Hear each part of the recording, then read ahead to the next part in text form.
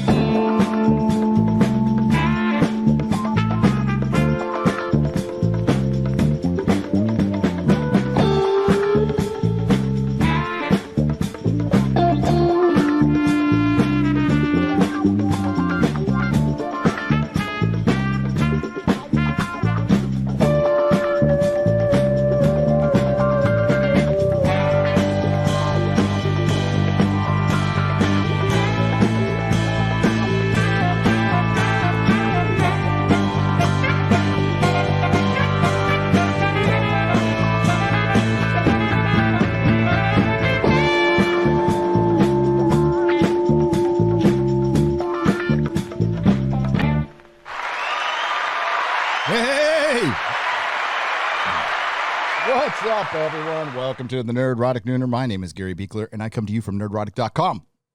I am in lovely and oppressed, sunny Southern California, where the rest of the country's gas prices are almost as expensive as ours. We got you beat. I think we're at $4.99 or something like that right now. What are you whining about? Oh, yeah, you can't get any gas. That sucks. I remember the Carter years. Yeah, there was gas lines, there was crime, there was inflation, trouble in the Middle East. You know, you live long enough to see cycles repeat, I guess. But this one was done in like really lightning quick time.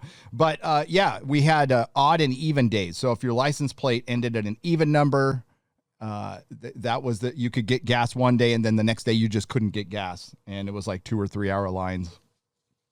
And all I had was an AM radio and learning new obscenities from my mom and my dad. It wasn't all bad. At least back then the music was good, right? We had proper distractions. We had Star Wars. We had good SNL, the Ramones. You know, there was a lot of good art. We don't even have that, but we have each other.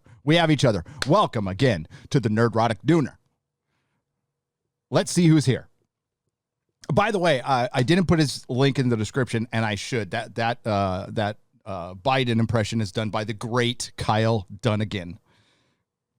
Search his YouTube channel out. Subscribe to it. I will eventually have it put in the description. If one of the mods can put it up, that's great. He's funny as hell. And not ready for prime time or anything, just to be, just so you're forewarned. And he does a great Sly Stallone impression. All right, so let's see who's here. Pinhead, Andrew Hoyle, David Gill. Oh boy, they're going so fast. Eric Kane is Wrench, Alexander the Great. Oh wow. Andy Masterson, thank you again for the action figure, Andy. That is rad, and I will show it off this show. I will. Angelus Draven, Angela Schmalk, Homeland Conspiracy, Mary, Thundercats, hey, Thundercats, you're awesome, by the way. Thank you for always having our back and sending messages and giving me good articles on the DMs on Twitter, which are open, by the way. They are open. I don't block anybody. I don't mute anybody. I can't get to, half the people, and I generally don't engage in Twitter arguments. I don't have that kind of time. I Love Lamp, hail, welcome. Vicious, Joe Zeppa, playing badly. Green Sun, Leah Rose, I'm not sure. And Alon Z. Oh, we got a little Doctor Who to talk about. Stephen Otero, nothing to do with David Tennant, everything to do with John Barrowman. And what's left of the Doctor Who fandom. Sandman says, run, runner. And Wicked Plumber. So what do we have to talk about today? Well, we'll start out with the good news. Venture Brothers is alive. Venture Brothers lives. I'm so fucking excited about this. Adult Swim has commissioned them for a movie, so at least we're going to get an ending to the series. I would prefer like a 6 or 8 hour movie, but we're going to get one. Who knows when it's going to happen. But and Metalopolis and I forgot Aqua Teen, Hunger Force maybe? They all got commissioned for movies. That's all good news. So Venture Brothers lives. Go Team Venture. I am very, very excited about that. I was so stoked when I saw that. So I figured when they came out and said it was canceled that there was something going on behind the scenes, because that would have been the easiest thing to crowdfund in the world. But if Adult Swim wants to pay for it, that's fine. I will watch it. I will watch it, and we will review it. We'll do a watch party. We'll do everything. And I'm glad I drug my feet on the Venture Brothers wake, because we didn't need to have one just yet. So Disney has bent the knee after its indoctrination training of its employees.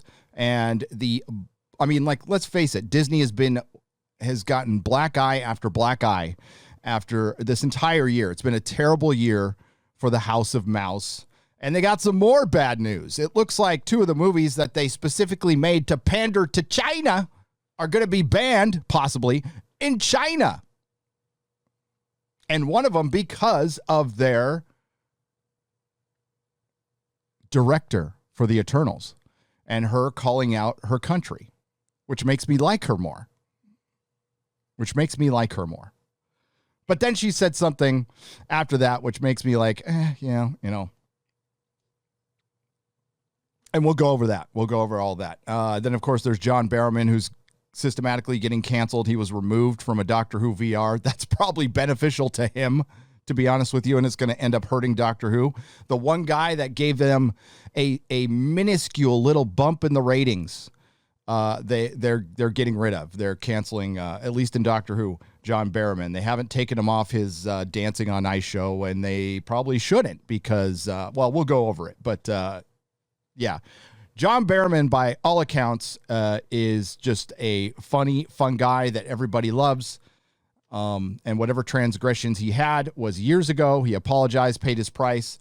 We can't, what are we doing now? We're going to go back and repunish people? Well, then I'm screwed. We're going to go repunish people for our wrongs even after we've done our time. God, I got something in my eye. Yeah. Bullshit. Absolute bullshit. But you know what's not bullshit? You guys. You guys are fucking great. You guys put a smile on my face every day. You give me hope for humanity. You practicers of the common sense. Oh, as people come in. What else? There was something else I wanted to talk about that I didn't put on the title. I'll think of it. Later. So, the Golden Globes.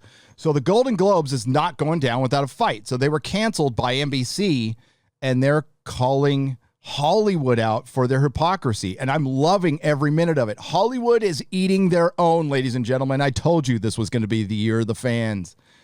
Hollywood, how do you like them apples? How do you like that for consequence culture, Hollywood?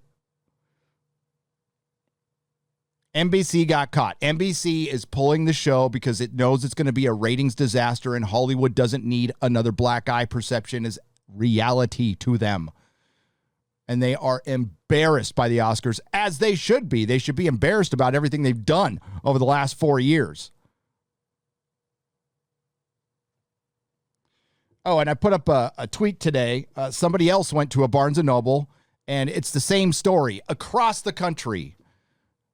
The graphic novel section is now 95% manga and 4.5% graphic novels, and the other 0.5% is Watchmen. Maybe some boys, GNs. How's that for consequence culture? Apparently, a bunch of people didn't like their politics, so they didn't buy her book. And his book, and their book, and them book, and he, she book, and he, she book, and she book, and him book.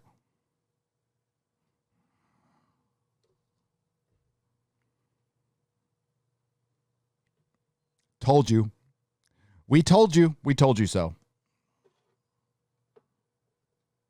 Consequence culture.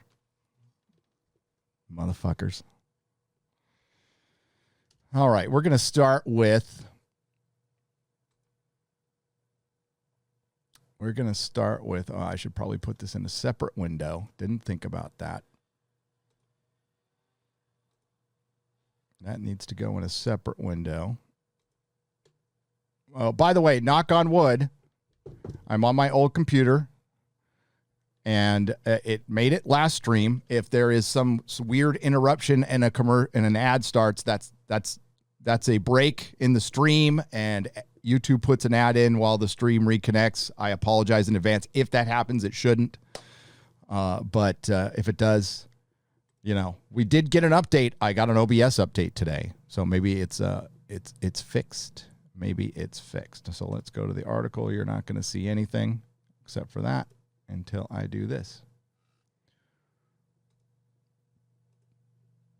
Marvel's Shang-Chi and the Eternals may face uphill battle to enter China. A recent Chinese state media report has added to rumors that two major Marvel superhero films, The Eternals and Shang-Chi and the Legend of the Ten Rings, that just rolls off the tongue, right, may not be approved for release in China. In a report on the Marvel Cinematic Universe's Phase 4 films, which there's a lot less cinemas for them to have a universe in, and I'm only going to say this once, the CCTV6 China Movie Channel, or the CCP, we'll just say the CCP, or the CCPP, or the MCCPU, and that one goes to Odin. My buddy Odin came up with that one. We'll call it the MCCPU. Aired a list of U.S. release dates for 8 of the 10 scheduled titles. But conspicuously left out was The Eternals and Shang-Chi after Black Widow, which hits in the U.S. July 9th. They are the next two MCCPU films in the lineup, releasing in North America on September 3rd and November 5th, respectively. The omission might seem small, but its significance lies in its provenance. The channel is under the jurisdiction of China's powerful propaganda department. Well, I mean, that's practically a mentor to Disney.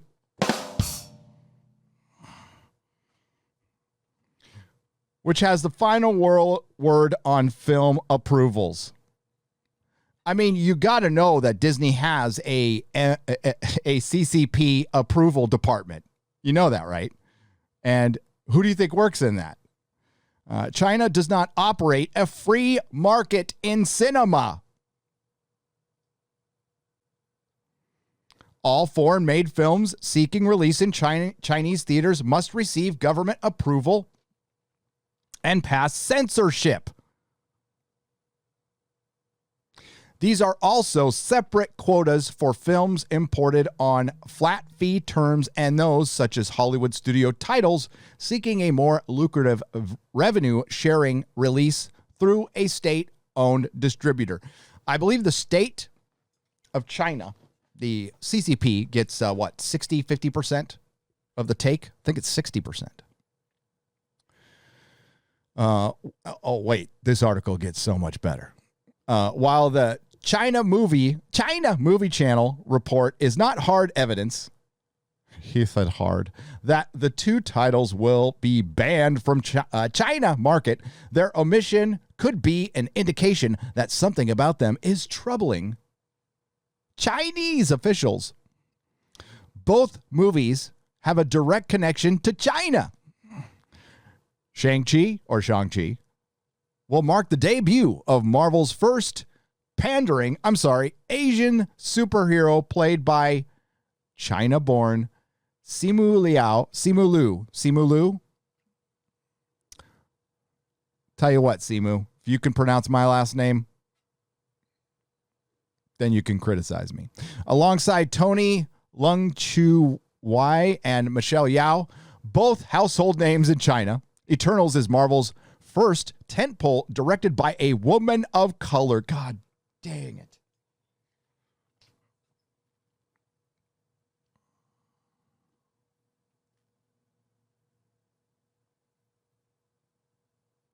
China-born, Oscar-winning Chloe Zhao, Nomadland. A movie that had 20 minutes of dialogue in it. I mean, it's real tough to shoot a movie in the American Southwest, one of the most beautiful parts of our country, by the way. That the very two movies one might expect to resonate most with Chinese viewers. This is how out of touch. If you can't resonate with American viewers, are now the ones facing censorship concerns, highlights the difficulty of navigating the world's largest film market. I almost said free market, but that wouldn't be true. The odds are already more clearly stacked against Eternals due to Zhao's position as an unexpected persona non grata in China. A ban on the Eternals would be shocking, but not implausible. Given the recent nationalistic backlash that led to... I love how they throw in nationalistic there. How about communistic? Backlash to that led Zhao's name and achievements being wiped from much of the Chinese web. Oh, that's the name of a Spider-Man episode. That's right. I think it was the first live action 70s Spider-Man. It was called the Chinese web. Chinese state media celebrated her best director win in February for the Golden Globes, but by the time the historic 3 Oscar wins Nomadland rolled around 2 months later, authorities imposed a media blackout on the news. The film's scheduled April 23rd debut in limited release was pulled, and no explanation or a new date. Well, it turns out back in 2013, she threw some shade on China, and they didn't like it.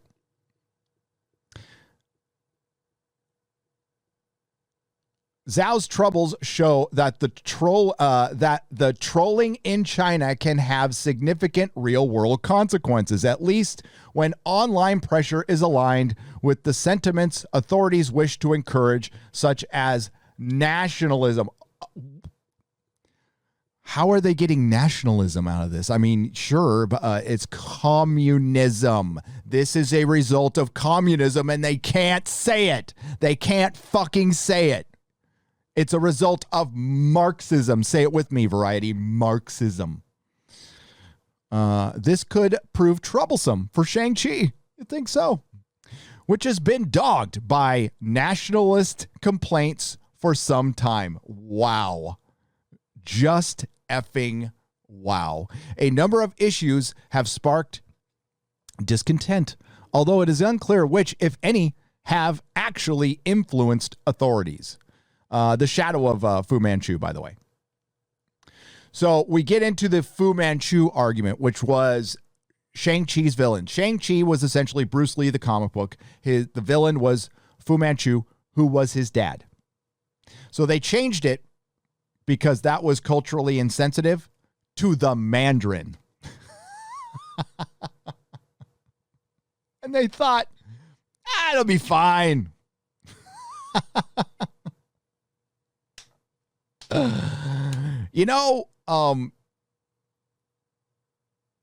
Disney is a despicable corporation, but I think they're dumb too.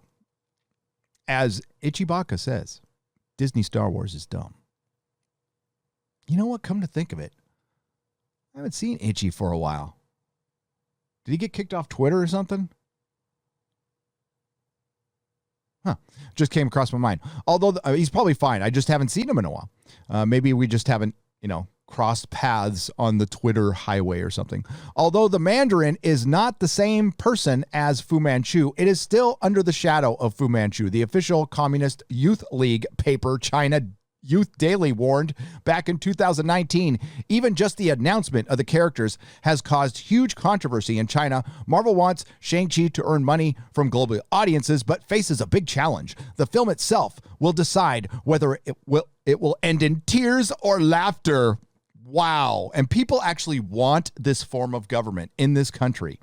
Like the Star Trek communists.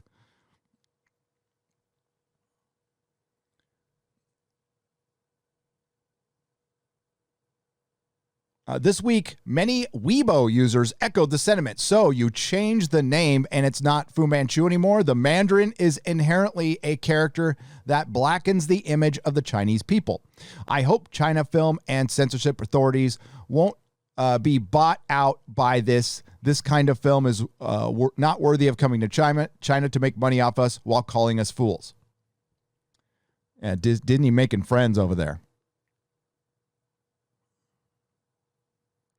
Yeah, apparently on Chinese social media, like Shang-Chi got destroyed, absolutely destroyed. And then they get into stuff. I don't know if they talk about stereotyping, and they talk about the actors that they hired, and they start getting into their look, and that is definitely something I wish it. They started getting into the looks. Like, think about stereotypes. So they go heavy into it, and they said Marvel, what did he think? Those for people who unearthly will fail. It feels like this will be on the same level as the live action version of Mulan. So if the film even makes it there. Oh, yeah. On both Hong Kong and Taiwan official Marvel YouTube channels, fans expressed similar frustration. It feels like this will be the same level as a live action version of Mulan. Then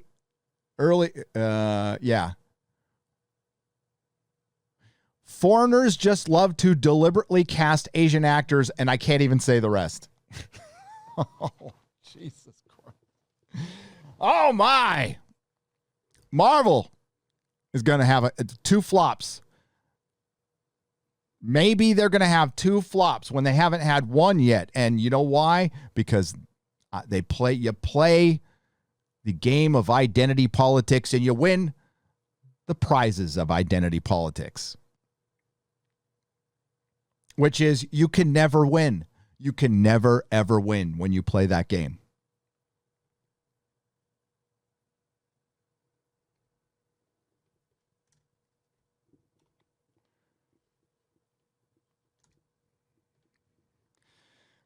Yow.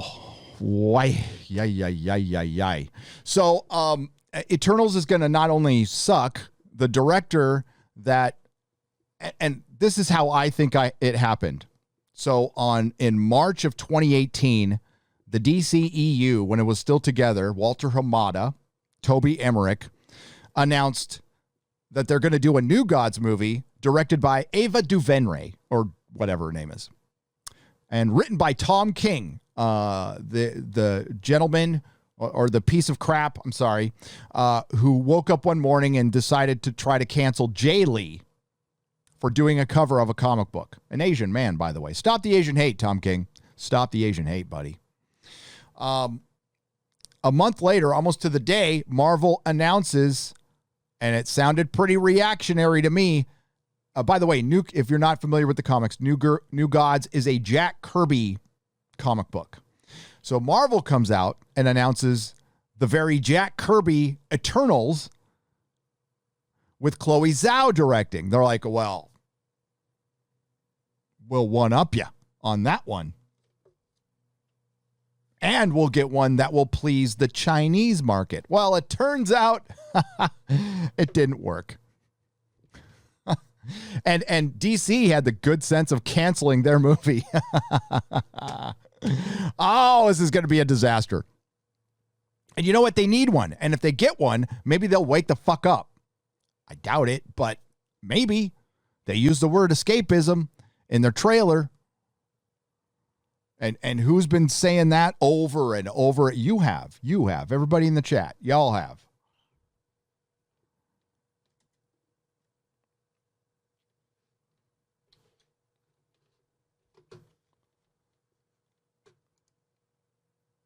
There we go. Crazy. Absolutely crazy. I might do a video on that one and release it in the morning. Kind of connect it with a couple of other things that I noticed. So we have that, and they're just eating each other alive now. And I think we should just make some popcorn, and maybe we're at the end game, And maybe they die, maybe they correct themselves. Some studios will crash, some will survive, some will figure it out. I don't know, but we'll just be all. See, the Golden Globes got canceled because it wasn't woke enough. And then the Golden Globes hit back saying, wait a minute, you didn't have a single problem with anything we did up until 24 hours ago. And all of a sudden you're returning awards, huh? Well,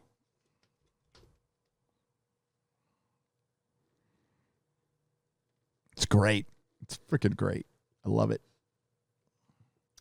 $5 donation. I have one thing to say in regards to Disney having films banned in China. And that is from Oli M for $5. That's beautiful. That's beautiful. Oh, yeah. And we have Disney bending the knee. We will talk about that. We will talk about, there's limits to everything, folks. And what Disney and the corporations are doing right now is they're still reacting off of a year ago. These things don't move fast, right? So, all the BLM stuff, the riots were happening, the riots that were burning down businesses, innocent people's businesses. So they had to form committees. And what Carrie Smith has talked about this from Unsafe Space. I've talked about this. A lot of people have talked about this. This was a giant opportunity for political provocateurs and grifters to get into the companies and force them basically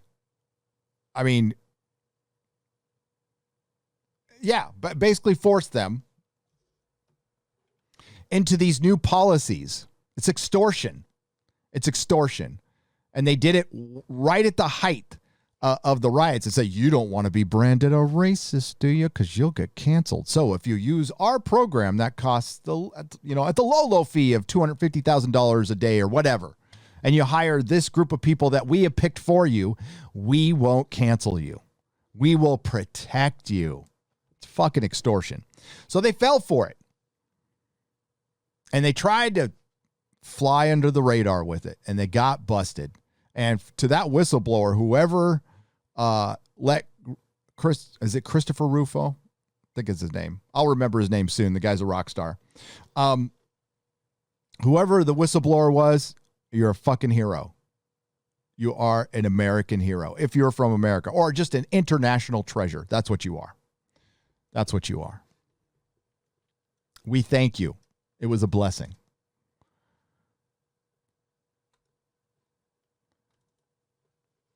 I'll see if I can pull that up too.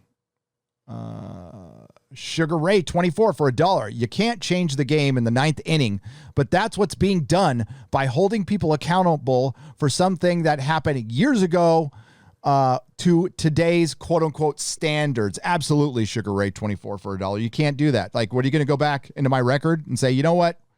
You didn't do enough time. Oh, we're heading that way, folks. Oh, we're heading that way. That's why we have to stop this shit whenever it happens.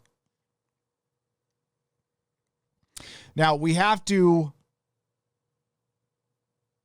I know you guys know this, but it has to be said for some people out there. Like Noel Clarke and John Barrowman are two completely different things. Now, I think due process, with all things, there has to be due process. Evidence, go to the police, do whatever you need to do. If the evidence comes out and Noel Clarke ends up being a creeper, then by all means, he should be fired, punished to the fullest extent of the law. If he took advantage of women, did whatever, after the evidence comes out. When it comes to John Barrowman, it's a different situation. It's a completely different situation. And each individual situation is different, and that's how it should be handled. With John Barrowman, by all accounts, no one had a problem with it, and it was actually dealt with at the time, and he was punished, and that was it. And then it should be over with. You can't be dragging these things out again when he's already apologized. He shouldn't need to. He's already apologized again. He doesn't need to do that. And Doctor Who drove the bus over him. These are the kind of people that LeVar Burton likes.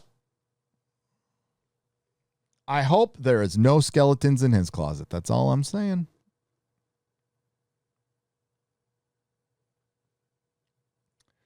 That is all I'm saying. Let's see. I am looking for the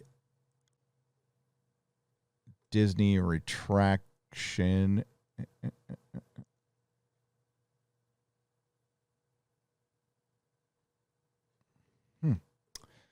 Not here. All right. We'll go here. Give me just a second, folks. Sorry about that.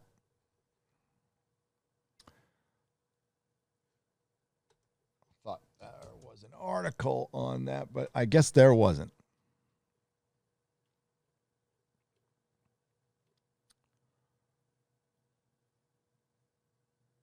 This works.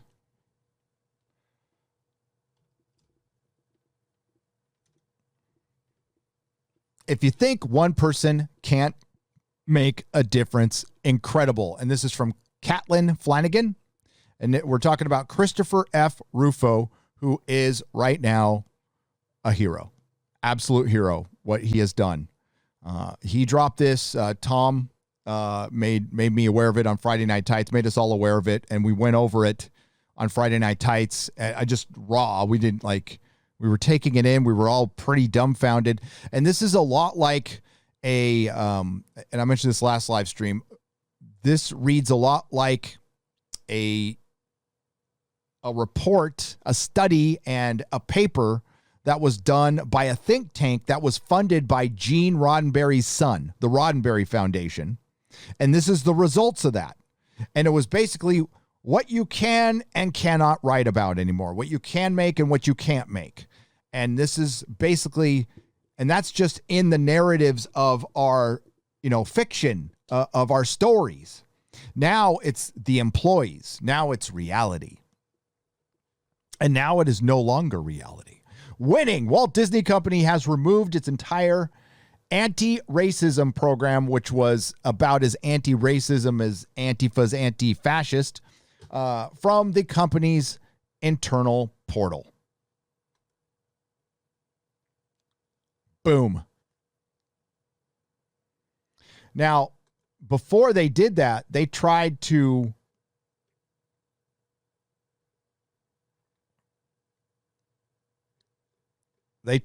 say that he was spinning. Here it goes. Disney went from making this preposterous defense statement to nuking their critical race theory program in less than 24 hours. Corporate DEI is a scam. It's used to launder corporate reputations and divide Americans into competing racial categories. Shut it down. Shut it all fucking down. And that's exactly what they're doing. It's being taught in our schools now, by the way. And nobody can stand up to the teachers union. So the only option I have as a parent is to never let my kid go back to a public school ever again. So now we're looking for private schools, Christian schools, Catholic schools. I'm open to all of it. If I need to convert to some religion, I'm going to do it. The internal documents are being deliberately distorted as this is Disney's statements, by the way. Disney's statement. Is it too big? That's what she said. Hang on. I can make it smaller. That didn't sound that good either, but here we go. There we go. Okay. These internal documents are being deliberately distorted as reflective of company policy, when in fact their purpose was to allow diversity of thought and discussion on the incredibly complex and challenging issues of race and discrimination that we as a society and companies nationwide are facing. That is bullshit. Within that policy, it told us not to question anyone. Not to question anyone. That's not diversity of thought. That is authoritarianism. That is a boot. The Disney brand is fucking tarnished. Your Disney brand is a giant turd right now. Has a long history of inclusivity, except if you're named Gina Carano. except if you're named Roseanne Barr. With stories that reflect acceptance and tolerance, except if you're in a camp where you concentrate and celebrate people's differences.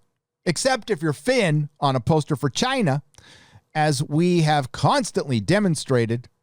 You've constantly demonstrated bullshit. That's what you've done. In such popular films as Mona, what about Mulan? Coco, Black Panther, Soul and Rhea, and The Last Dragon.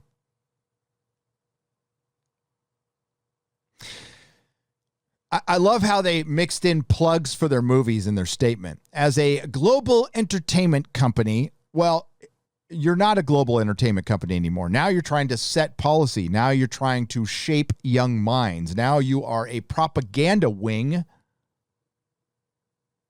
for the CCP, and you apparently aren't doing it very well. By the way, they're not happy with you. Your masters are not very happy with you, Disney. We are committed to continuing to tell stories that reflect rich diversity of the human experience. Unless, of course, you practice common sense, you practice free expression, free thought, or you live in a certain province in China. The Walt Disney Corporation. How embarrassing. How embarrassing. So what's next? That's what's next.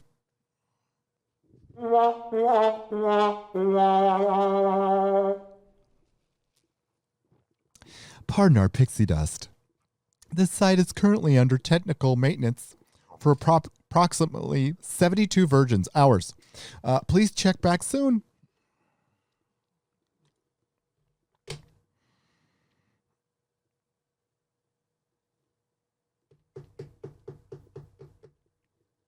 Duck Fisney. Duck Fisney. Oh, it's been glorious. Hollywood is eating crap right now. Disney is eating crap, and it's because of you. You guys have been tired of it, and we knew that they couldn't keep this bullshit up forever. There's just no way you can keep this bullshit up forever, because eventually you got to start making money, and eventually you got to start paying people. The layoffs last year bought them time, the government subsidies, all that PPP money that didn't go to small businesses that had no business going to Disney, went to Disney.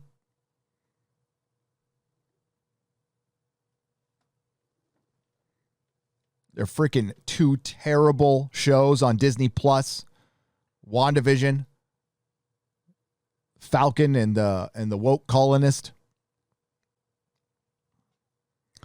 And now their next three movies are questionable at best.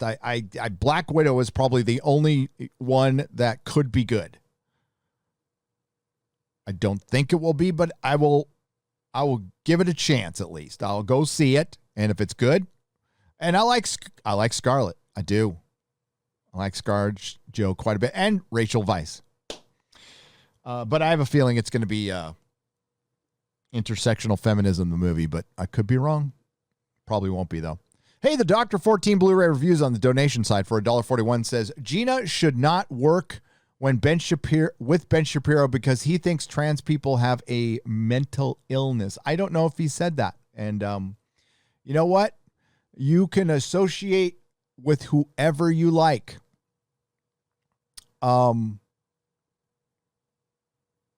Yeah, I don't know if that's what Ben Shapiro thinks. I haven't heard him say that. Maybe he did. I don't know. Everybody has a right to their opinion. And everybody has a right to associate with whoever the hell they want to. Okay.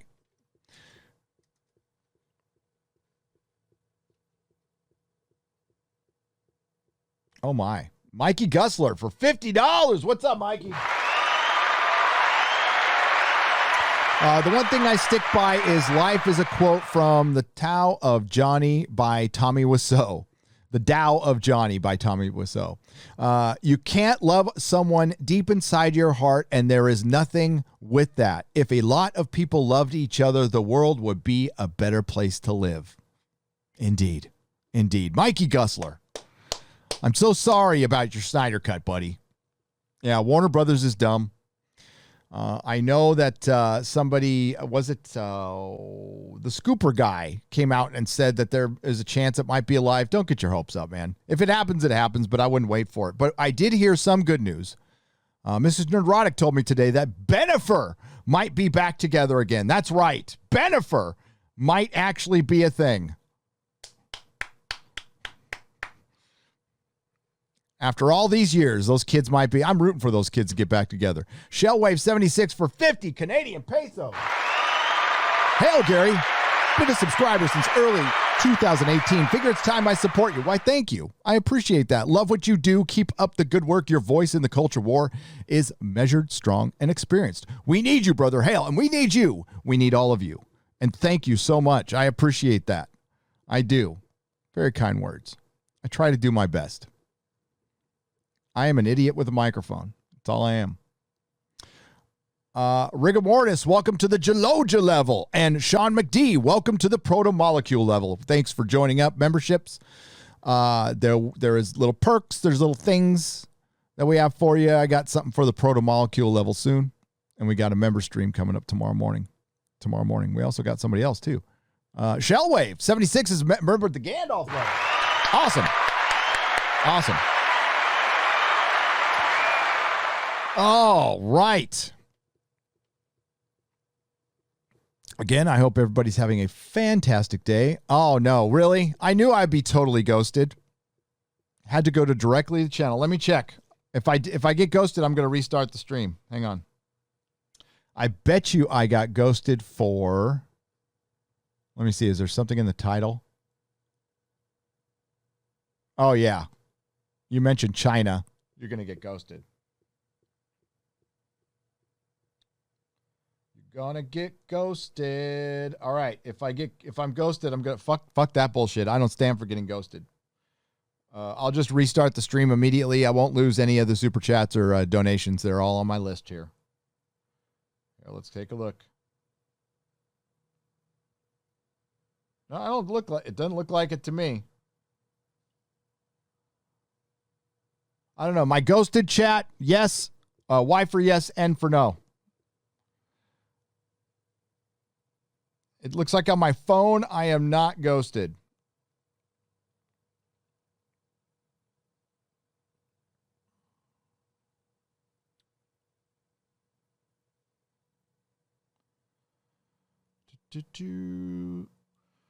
Yeah. We'll see. Nope. I am not ghosted. That's good. We're going to continue. We're going to move on then. We're going to move on. But thanks for letting me know, Bird of Prey 5 Kapla for $5. The epic fail of Disney is the best entertainment Disney has done in years, says Acyor for $5. I absolutely agree. With that. Could not agree more.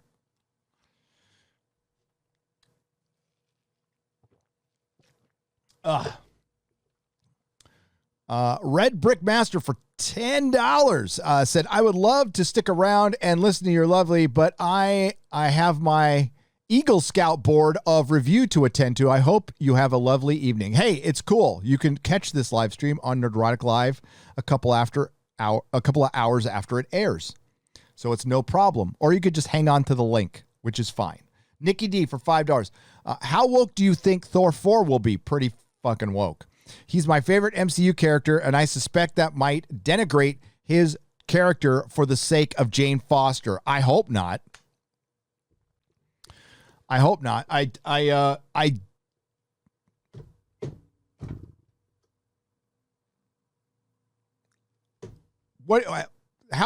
Everything we've seen points the direction of it's going to be woke. Taika Waititi says, I'll ruin your mythos in a minute, baby. And while he's joking, he's really not.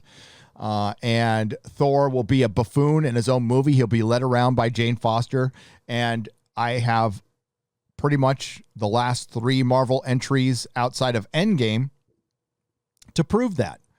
Captain Marvel, WandaVision, and even in The Falcon and Winter Soldier, both men were led around by women. Again, don't mind women being in charge once in a while, but it's not an even thing anymore, and it's getting ridiculous and predictable. Like, how many of you think the Taskmaster is going to be female in Black Widow? I mean, pretty much everybody believes that. I could be wrong.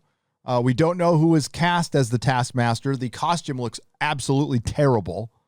Absolutely terrible. And we know Jack Schaefer had something to do with that movie. Darius Munchausen, thank you for the $1.49. I greatly appreciate it. Thank you, thank you, thank you. What do we get here? We got Brownie's Thoughts for $20. Thank you. Hail, Gary. Watch Brownie's Thoughts review of Zack Snyder's The Justice League when you have a chance. I will. Is that Brownie? Is it like a dog reviewing a movie? Is that in your avatar? Is that your thing? I'll watch it. I liked the Snyder Cut for what it was. A superhero movie without identity politics. I've watched it 4 times. Probably going to watch it again. Is it the greatest superhero movie ever made? Nope. Will it be the best superhero movie that comes out this year? Probably. But I could be wrong. I saw the Venom 2 trailer. I didn't like it, but I liked Venom. I did. Show me the man and I'll show you the crime. I'm trying to figure out how to pronounce this name. Lavrenti Berea. Should I know who this? I probably should know who this is. I'm sorry. But it's a good quote. Show me the man and I'll show you the crime. Cigar Gangster for $10. I like that avatar. I do. Space Monkey 0899. Update on fuel trucking. I was able to deliver to gas stations today. Oh, that's good because, he reported yesterday on the Real BBC that he had to go home because there was no gas. I hope you guys get gas soon. That's terrible. That's fucking ridiculous. Absolutely ridiculous.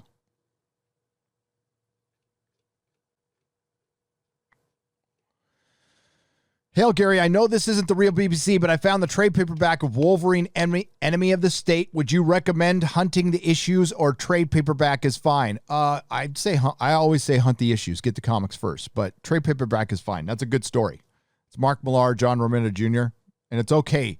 Derpy Hungington, we can talk about comics. It's fine. We can talk about comics. All right, so the Golden Globes... This is fascinating because I love to see Hollywood eating itself. It makes me happy.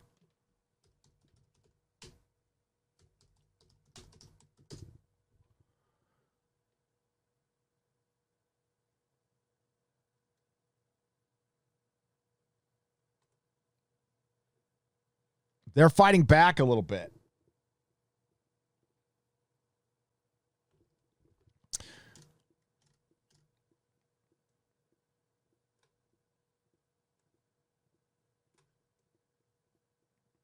All right, Golden Globes controversy. HFPA members reeling after NBC pulls the plug.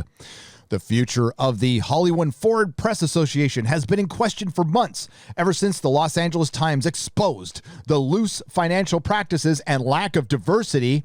But with NBC's announcement on Monday that it would not broadcast the Golden Globes in 2022, it began to seem that the HFPA might not survive the crisis. This might be it for the Golden Globes.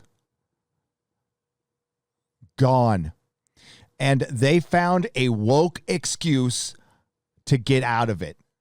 I see you, Hollywood. We all fucking see you. We know what's up. Because the HFPA has a point. Oh, all of a sudden, now it's a problem? Now it's a problem. How come it wasn't a problem last year? Or earlier this year? We're talking 3 months ago. 2 months ago. Right around when Gina got fired.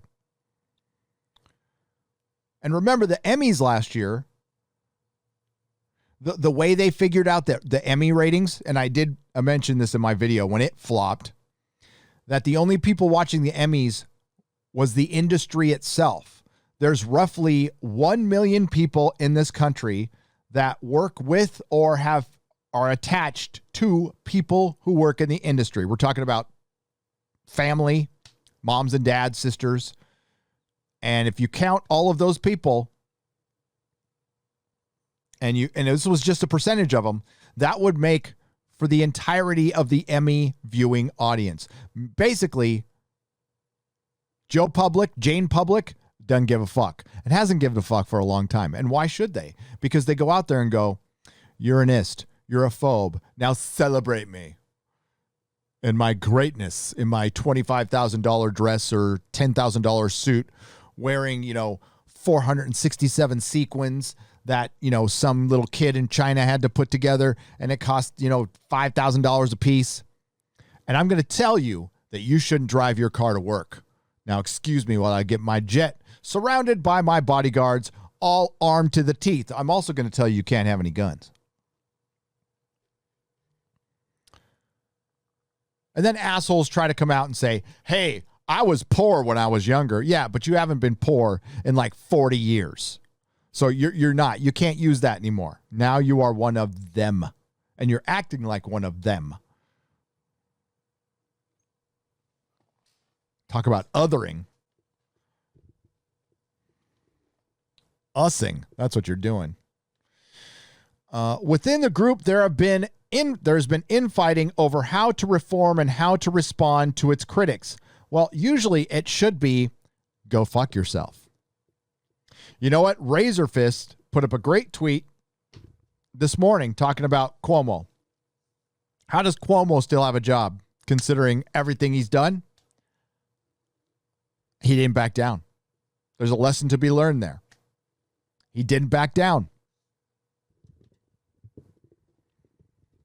And and he mentioned in the tweet, like, there's a lesson to be learned. Not backing down is 90% of the argument. He's not wrong. He's not fucking wrong.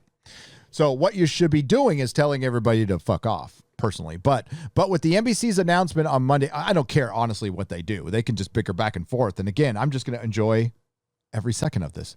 But with NBC's announcement on Monday that it would appear that it would not broadcast, I read that one, as well as mounting anger that the clubby organization has become the focus of Hollywood's struggles over diversity. Hollywood struggles over diversity? Struggles. See, they're still buying into this bullshit that was just sold to Disney, probably at a very high price. They're still buying into critical race theory.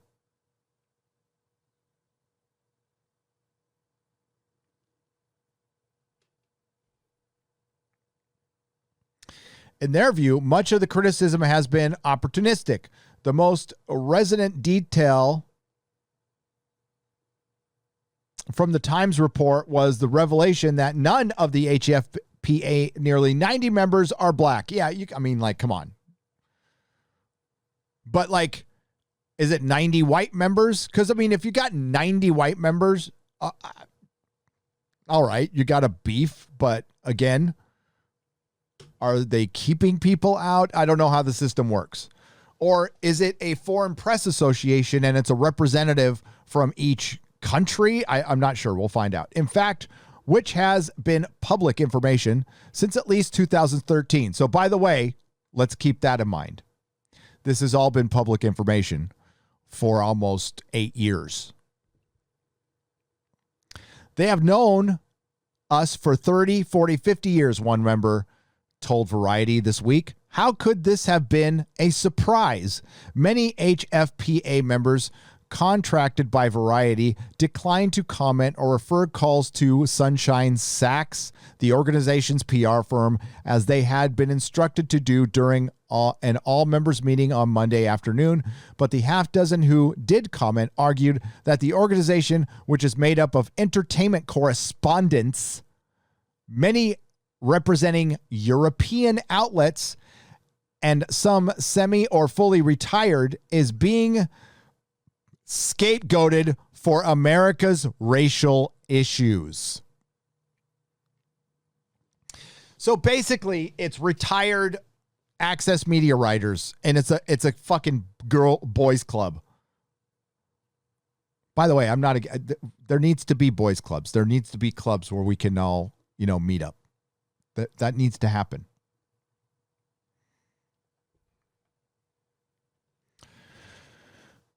Yeah, they're being scapegoated right now. This is all bullshit. This is all theater. This is all window dressing. This is all opportunism, but that's what fucking Hollywood is. Maybe as an organization, we were self-absorbed and not thinking about the political correctness in the climate in this country, said the member who asked not to be identified. We are not a racist organization. This is a racist. Oh! We are not a racist organization. This is a racist country. Oh, fucking burn, dude. Pointing fingers at us now and saying you should have a 13% black members. It's ridiculous. Well, I would have backed you, except you just said this is a racist country. So you're a racist, dude. You live in a racist country. You operate in a racist country. This is all something you think. I don't think this. So look in the fucking mirror, asshole. So he just called every potential viewer a potential racist. By the way, that's what they don't understand. The empty platitudes. It's all fucking bullshit. These are the fakest people on the fucking planet. And burn. Bye-bye. Good riddance, Golden Globes. You are always a poser to the Oscars, and the Oscars sucks now, too. Several also noted that the coalition of over 100 Hollywood publicity firms, which have led the charge against the HFPA, do not have particularly diverse staffs either. See, now they're just, you're not diverse enough, and you're not diverse enough. Oh, my God, this is great. Shame on the publicists to be so hypocritical, the member said. Hollywood is a hypocritical town. If you want to make blanket accusations. The publicist group entered and countered that the HFPA members are avoiding the real issues, which go beyond the lack of black voters. They say that the HFPA had a long history of ignoring films and shows from black creators and people of color, failing to show up to screenings and press conferences for critically acclaimed projects such as Girls Trip, Queen Slim, and When They See Us. When they did show up, the clients were often subjected to lines of questioning that they felt were demeaning.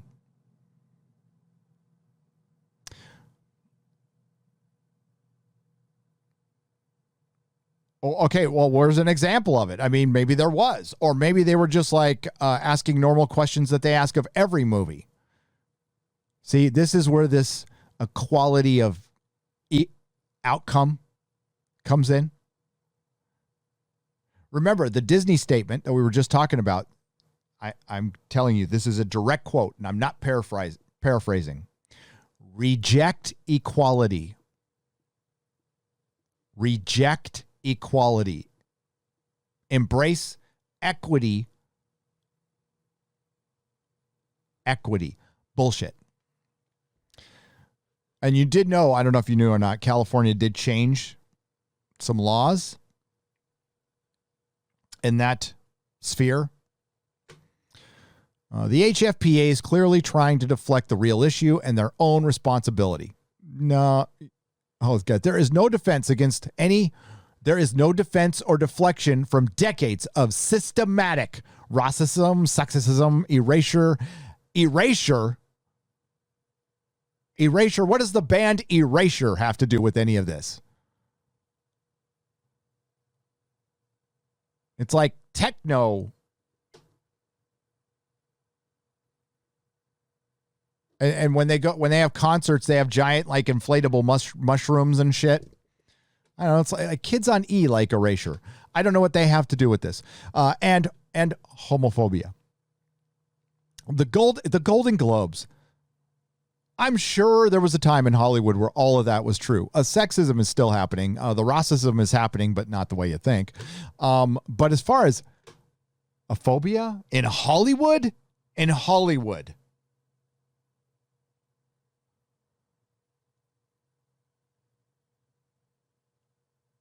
that has permeated this organization for far too long. With no independent attempt to reform, the HFPA sits in judgment of the creative work of others, their membership historically opting to exclude the work of BIPOC talent, making or breaking careers in the process, and practicing egregious behavior, all while collecting millions of dollars for the Globes. And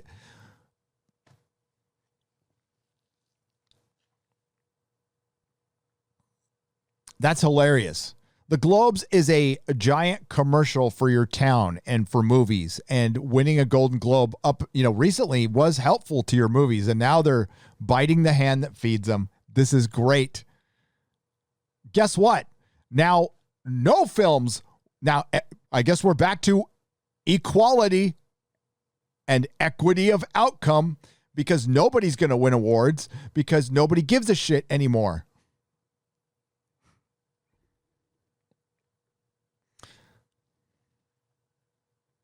The Publicities Coalition did not divulge its own diversity statistics, but did acknowledge the firms must make steps to hire more people of color and members of marginalized communities. So yeah, if there's like 90 old white guys working there, just tell a couple to retire or add new people. Does it have to be 90? Why can't it be 200? And just add people. I think it's pretty a simple fix. But this is a stupid award show. Nobody gives a fuck. And it's just done now.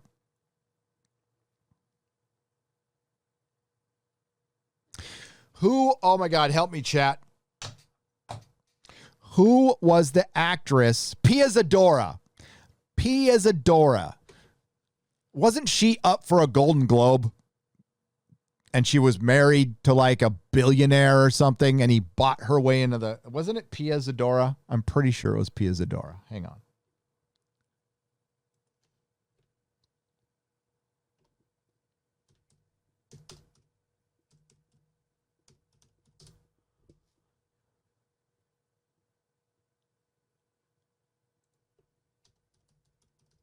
If I remember that correctly. That's right.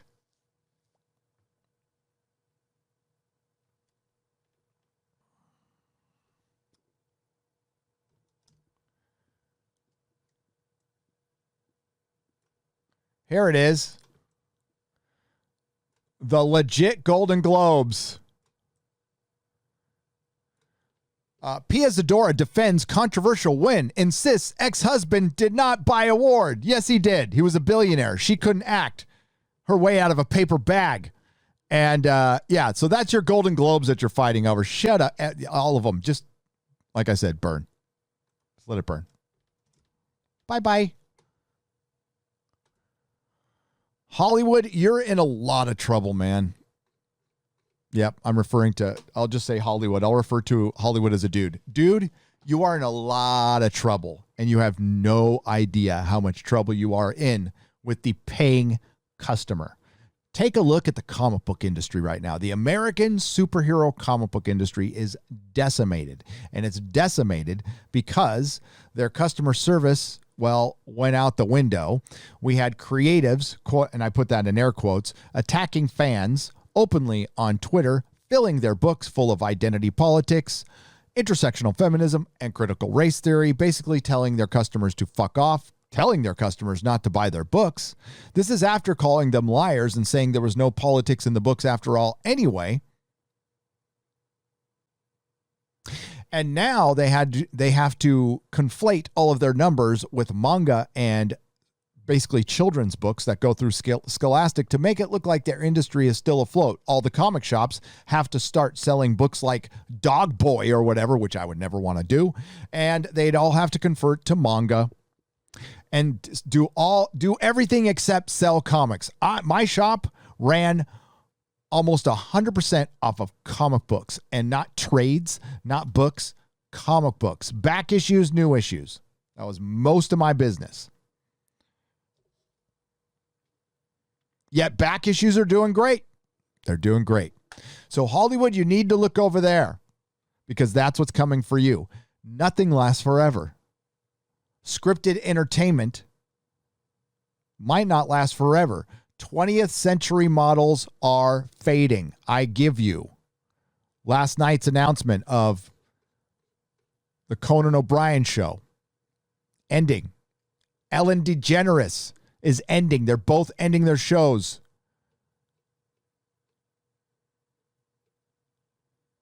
This June. Podcast. So this is from Barstool Sports, the great Barstool Sports, by the way. Great site. Check them out. Podcasts killed late night talk shows. Conan O'Brien announced his last episode will be with TBS starring June 24th. Now, I don't think the podcast did not kill talk shows. I believe what might be chipping away at them is a lot of things. It's a lot of things, but I think live streams is one of them. Absolutely. But not being funny. No one cares about celebs. Political echo chamber. Same format. I mean, Conan O'Brien was like better before everybody got Trump derangement syndrome. But it's a 20th century model, and we're starting to see things like this die. And I go back, we just passed the anniversary of his death. Douglas Adams, in his last interview before he died, just days before he died, someone asked him, what do you see for the 21st century as far as entertainment? And he said, and I'm paraphrasing, he saw a paradigm shift because we're going to be more interactive, which at the time in 2001 was a new word. It was a new word, interactive. And that's what future entertainment will be. Things like scripted television, things that you can't interact with, are going to start to fade and fall. Gen Z doesn't give a shit about this stuff. Millennials, some of them, don't give a shit about this stuff. But I don't think podcasts killed late night. Late night killed late night. Nobody wants to sit through ads. They all say the same. I mean, again, politics ruined everything, but there was a time where it was fun, but that was like in the fucking 80s. Come on. I used to love David Letterman in the 80s. I used to love Johnny Carson. He was the best of all time. I used to love Conan. Conan would come down to San Diego in the Spreckles Theater and do a show during Comic-Con. It was fucking great.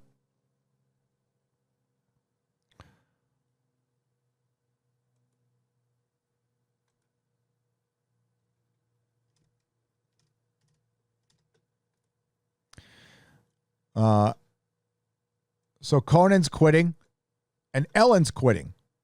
20th century models dying. Broadcast television dying.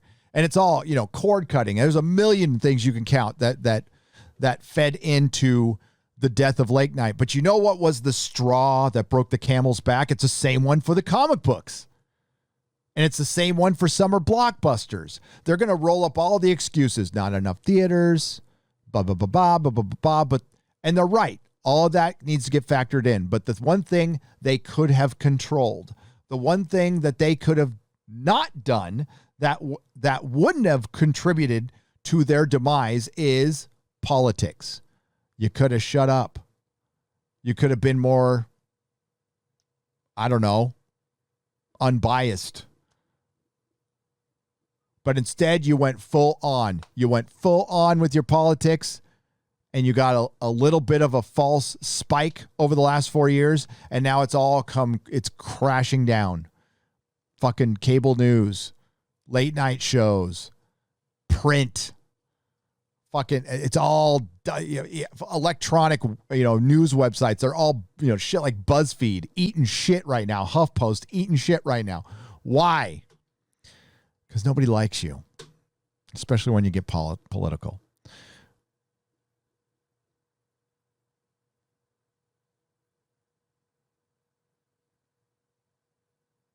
Now, podcasts,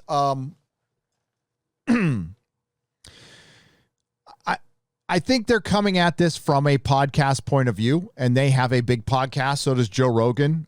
But the problem with podcasts is there's no real central place other than there's iTunes, there's Spotify, but there isn't a front page you can go to like YouTube, right? I still think YouTube surpasses that a little bit. Yeah. You know, Joe Rogan's podcast got big, I think, because of YouTube. I could be wrong. Now, there are people with big podcasts and big followings outside of YouTube. And I get it. And they got their following through, I don't know, being affiliated with a radio show. Usually it's being affiliated with either somebody famous or something famous. It's very rare that somebody grassroots starts a podcast and gets big. You know, I benefited from, I don't know, the algorithm, but also working my ass off. And word of mouth, and you guys, that's where the benefit comes from, is you guys, is the word of mouth. So thank you again. But yeah, I a lot of contributing factors. I don't think it's just podcasts. You have podcasts which are more than ever leaning on video components. Exactly. Don't have time limits. They can. And people will begin to format them in ways to make them more clean cut and far less organic, because we can't have nice things. But for someone who has been mired by structured for 30 years, it must be nice to have a good conversation. And he did. And it is. That is great. I promise I will never be that clean cut. There will always be boomer moments for me. And yeah, I want them to look a little better. And, will I take sponsors someday? Yes, probably on Friday Night Tights. I don't think I'll take a sponsor for this show. The only one I would consider taking for this show is Audible, and they haven't called me back. Audible's been ghosting me. So yes, and we have this, and then we have Ellen. We have Ellen DeGeneres. Degenerate.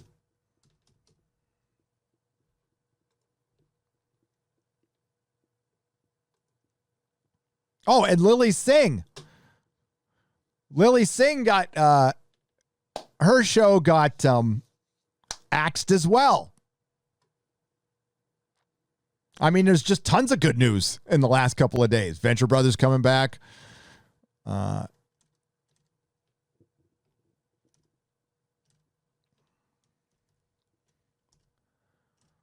right. So DeGeneres gets candid about her decision to wrap up the show in 2022, the allegations that nearly sent her packing, and the parts that she'll miss most and least about her daily platform. Her daily platform. It's not there anymore. I need something new to challenge me.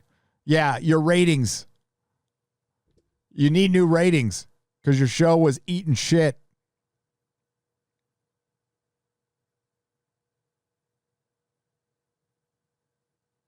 Now she's trying, this sounds like revisionist history.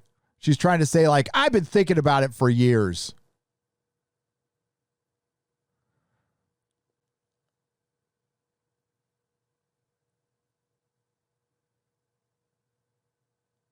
But the past years have not been without controversy. On the heels of a series of personal swipes that DeGeneres said destroyed her. Yes, it did. It did. Again,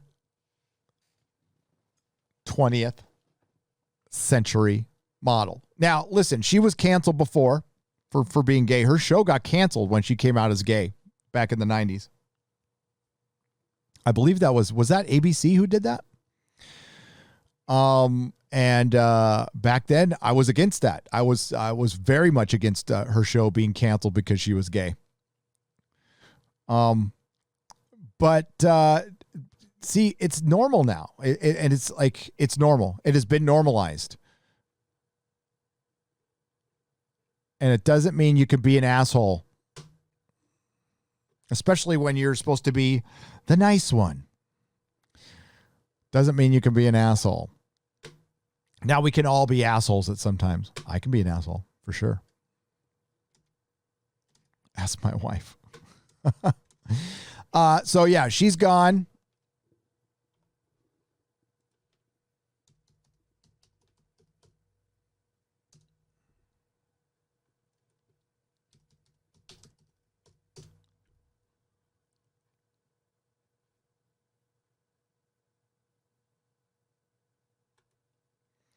I love how they spin this, right? This is some good spin. Her show didn't get canceled. She's moving on to a new deal. A little late with Lily Singh to end on NBC. Star segues to first look deal with UTAS and development comedy at Netflix with Kenya Barris. So she's segueing into a first look deal with Netflix because her show ended. It got canceled because the ratings sucked because she's not funny. There's about 1 million YouTubers you could pick before her that could do a late night show, or you could just go to their YouTube channels and watch it late at night. People don't want this shit anymore. Your grandma might, and your Grammy deserves a show. I think there should be one late night show, but there's still, a bunch of them, and they're like, who gives a shit about celebrities anymore? The last year has changed a lot. And unfortunately, Hollywood wasn't ready for it. See, Hollywood thought they could change. They can create the change and tell you what you can like. They got fat off of that really fucking good economy we were experiencing back in 2019, 2018. Remember that record low unemployment? Remember that? That was just a couple of years ago. Record low unemployment. Gas prices were cheap as hell, even in California. In some cases, getting close to just $3. That's a miracle here. Not anymore. Not anymore. Lily's gone. Lily's gone.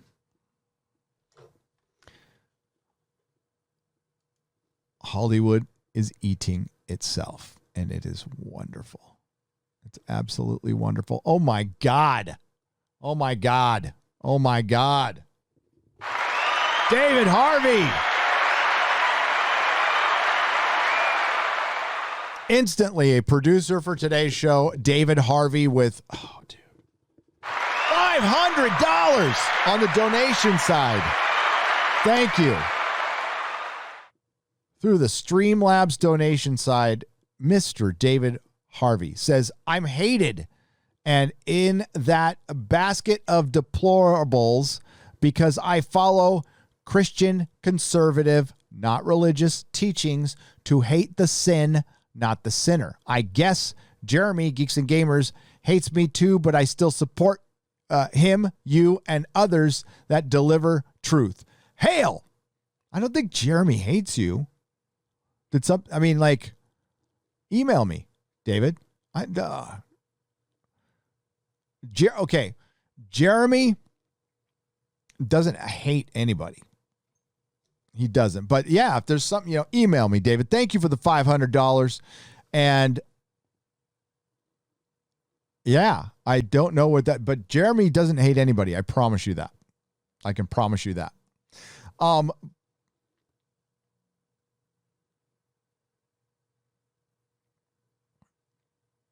As far as basket of deplorables, there's nothing wrong with following Christian and conservative values. There's absolutely nothing wrong. You're more than welcome here, and anybody on the left is welcome here too. Of course, absolutely. I'm going to send my kid. I am not a religious person. I'm going to send my kid to a Christian school. And if part of that means, he has to practice that religion, so be it. I want him to get a good education. There's nothing wrong with being good to your neighbor and doing nice things for people, which if you practice fundamentally, most of the religions are that. They're like, be good to your neighbor. Don't be an asshole. I like that part of it. But you are hated by Hollywood. You absolutely are. You are singled out and hated by Hollywood if you're a Christian and conservative. You are automatically thought to be, you're demonized, you're the devil, you're a Yahtzee, whatever. And some of the racism I saw on Twitter yesterday was unbelievable, which I'm not going to get into here, but it was unfucking believable. But then it is.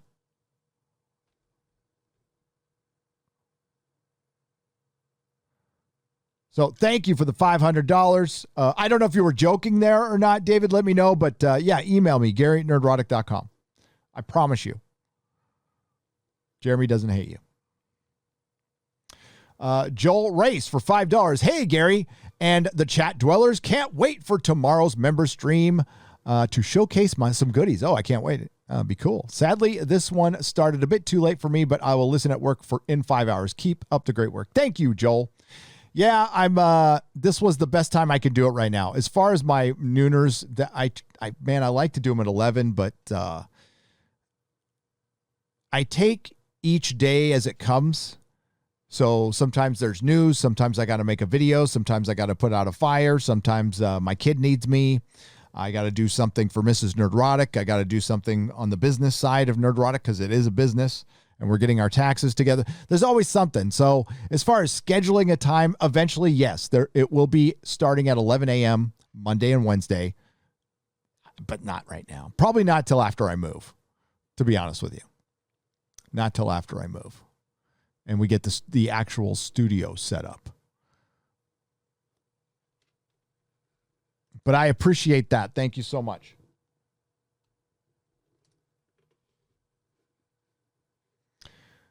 And it seems like the stream's going okay. I'm pretty excited about that.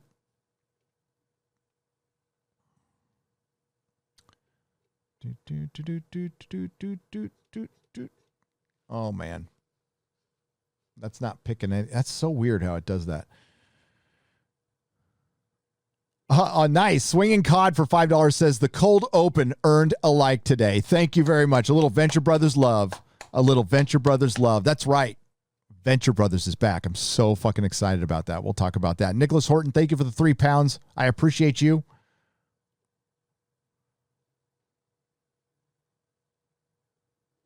Where are the square ups from the Snyder stream at? I just had to say it like Blazing Saddle says HBG3.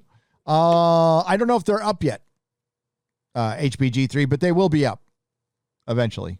Which Snyder stream?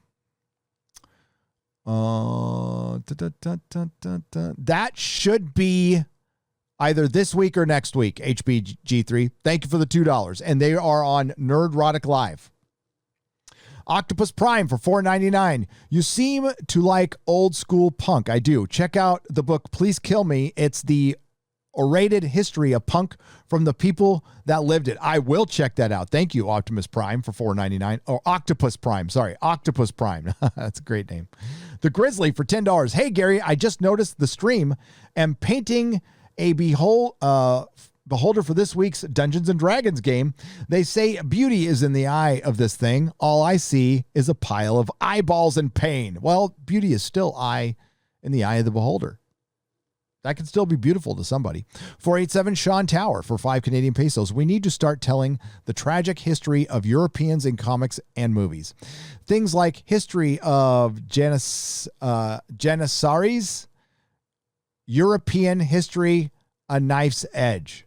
I will check that out. Janissaries. Lessons to be learned.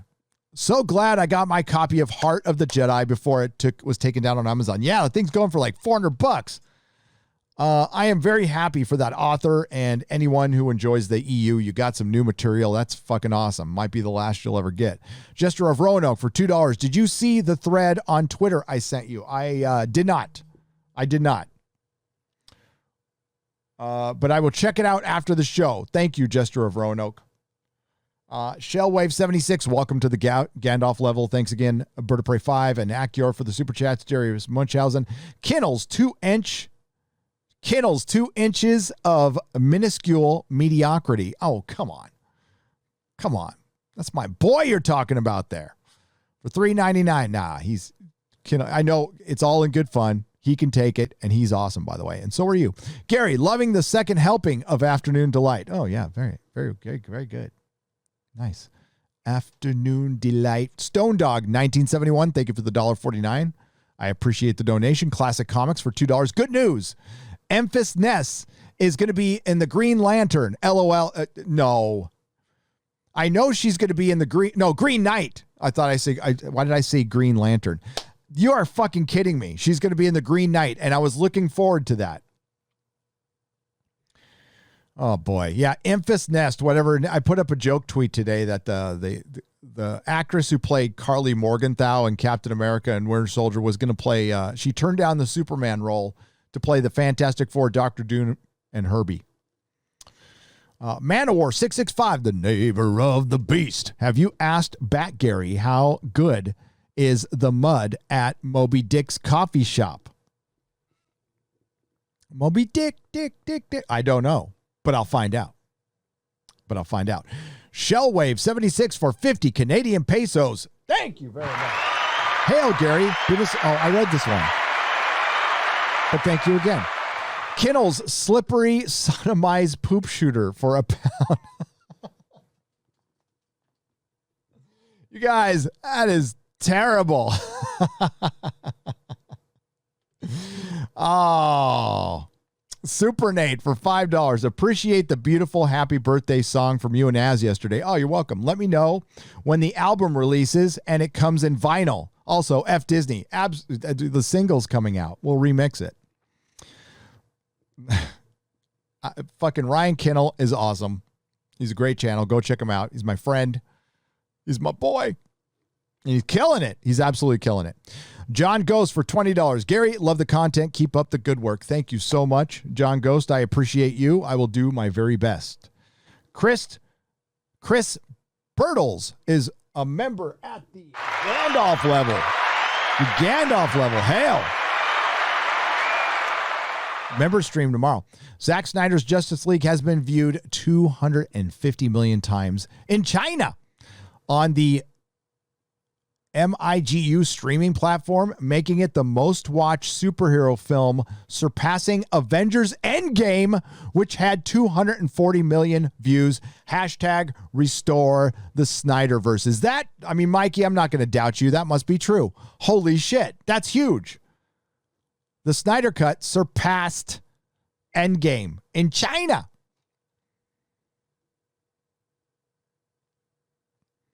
That's fucking brilliant. Congratulations, Mikey. Hey, at least you got the Snyder Cut.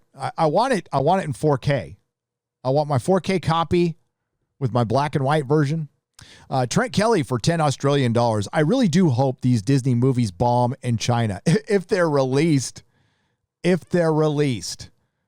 I can't say, I don't know how Black Widow will do. I mean, ScarJo is hot. Okay. So you got to factor in that she's hot. But yeah, I don't think the Eternals will do well at all if it's released. And at this point, it doesn't look like it will be. Rupert Patterson for $9.99. You having us and us having you means catharsis from the pop culture madness for all. The feeling is mutual. It is a mutual catharsis. And it's very cathartic to talk to you guys every day or every other day whenever I can. Nikki B, welcome to the proto-molecule level. I appreciate it. Welcome. Mr. Fish for 10 Australian dollars. News from the Hooniverse. The news from the Hooniverse is not good. If you still give a shit about Doctor Who, the one good thing about it is past Doctor Who, right? Russell T. Davies era, David Tennant, Billy Piper. I'll throw Noel Clark. Well, he's getting canceled. He's done. But John Barrowman has been removed from a virtual reality game called, I forgot. But Time something. And yes, he has been removed. Now, this might benefit him later on. But Doctor Who has canceled Captain Jack. Meaning, from... I almost said something I shouldn't. I almost said it, and I shouldn't.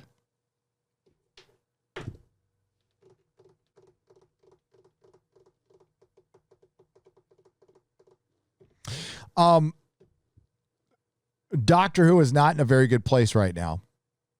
There's been lots of rumors, lots of scuttlebutt. Of course, I put out the rumor earlier this year, and it's a rumor that I've been sitting on for a while, that Jodie wasn't going to come back. Chris Chibnall wasn't going to come back. Like, this was it for them.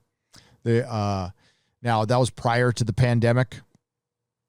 pandemic. That's like right when the pandemic was hitting. A lot of things have changed. We got the reduced episode count. I had said that there would have been a possibility of a split season because Chris Chibnall and his new crew of inexperienced people can't they're just not good at their jobs. So it's delaying it, and it's making Doctor Who cost twice as much, or about, 30% more than it should cost. And that's not counting the COOF restrictions. So now Doctor Who cost about twice as much to make, and they don't have the budget for it. Plus, they're not getting a return on investment. It's not a popular show. They're coming up on the 60th. They're going to crawl to it. They're going to crawl to it. I did talk to somebody today, and I almost let slip what I was not supposed to talk about. Or I'd tell you guys if I hadn't promised not to say anything. And I almost blabbed it right there. Woo! I can't control it sometimes. I just blah, blah, blah.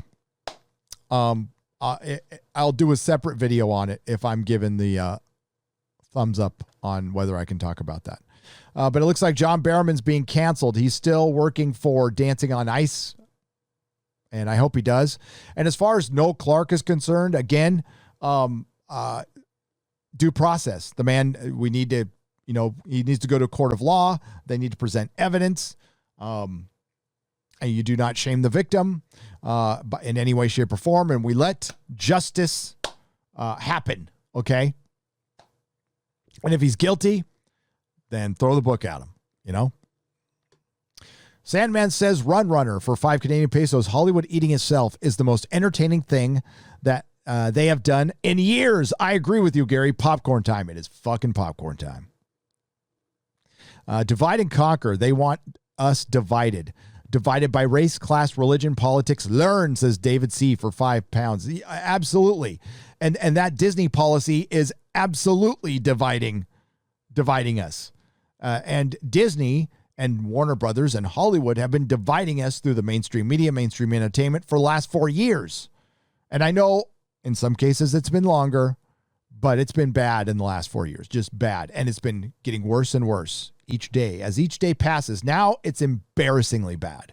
Now it's a joke. Now they've overplayed their hand, and now people are waking up. It took a long fucking time because we need the normies to wake up to this shit.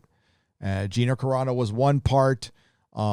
This news about Disney, this latest news, is another part. Bob Chapek coming out and being asked about Gina Carano and what side of the aisle they're on. That's another part. Hollywood really fucked up the last 4 years, and they're going to pay for it.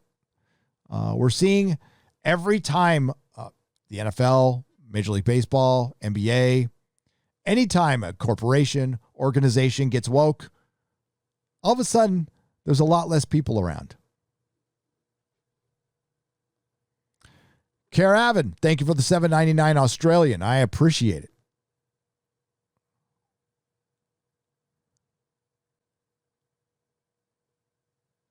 Homeschooling works great.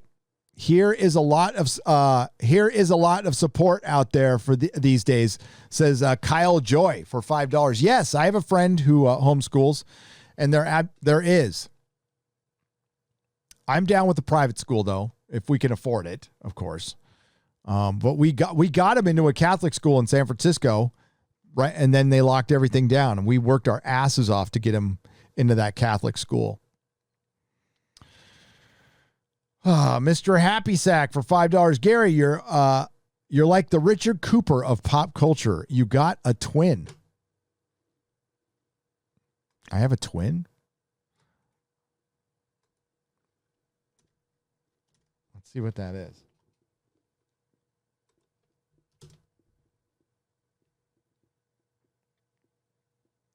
Richard Cooper is entrepreneur in. What is he? Who's a Richard Cooper? He's bald though. I still got some hair. I unplug men from comforting lies with cold, hard, uncomfortable truths about life and women. I've checked this guy out. Oh, the Unplugged Alpha. Oh yeah, I'll have to check that out. I haven't heard of him. Sorry, but yeah, I'll check it out for sure.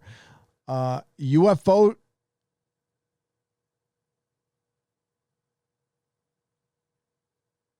What's up? UFO table? UFO table. That's what it says. Greater than Disney. Says Ruvel Aravada for $2 Australian. I don't know what that means, but like I'm into UFOs. I am. Geekology. Welcome to the proto-molecule level. And Shane, welcome to the proto-molecule level. You are both very welcome. Thank you for supporting the channel. Chris Coran for $2. Shout out to Drunk 3PO and Jay. Shout out to Drunk 3PO. Welcome to the rebellion. It was nice having him over to the house. I liked it. It was cool. Oh, did I see Mexican Iron Man? Órale! Órale, vato! Mexican Iron Man for $19.99. Hail, Gary, saying hi from Interstate 10 eastbound near New Orleans. Operation Escape from California in full effect. Love ya, bro. Hail, the great chat and stream peeps, and hail to the great Mexican Iron Man. Crisis in Infinite Tijuanas. XE FM, Baja California, Mexico. That's the call sign for the radio station we used to listen to down, or it's still around. It's called 91X. It was like the new, well, first it was the rock of the 80s, then it was new wave, and then it became alternative. And now it's classic rock, and it plays the same shit that I was listening to when I left San Diego damn near 20 years ago. Empires NM for $1.49. Thank you very much. And Wicked Plumber for $20 says, hail, Gary and chat. Just FYI, Echo Base Network will be doing a live stream with the author of Heart of the Jedi this Saturday. I'll be watching. Oh, cool. Go check it out. What time?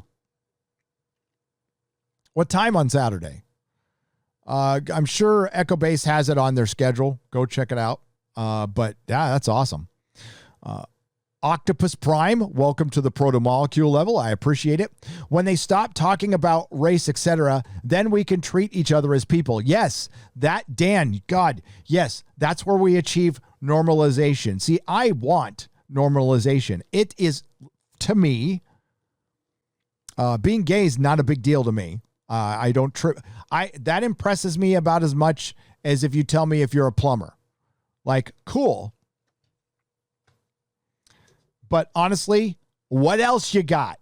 It's a trait. It's not your entire identity. That would be me it's like if YouTubing was my entire identity. Well, that would suck. I'll be in for a lot of disappointment in life if that is my entire identity. It's an aspect. It's important. Nobody wants to minimize it. Just like being trans, okay, what else you got? I'm not too concerned about it. You be you.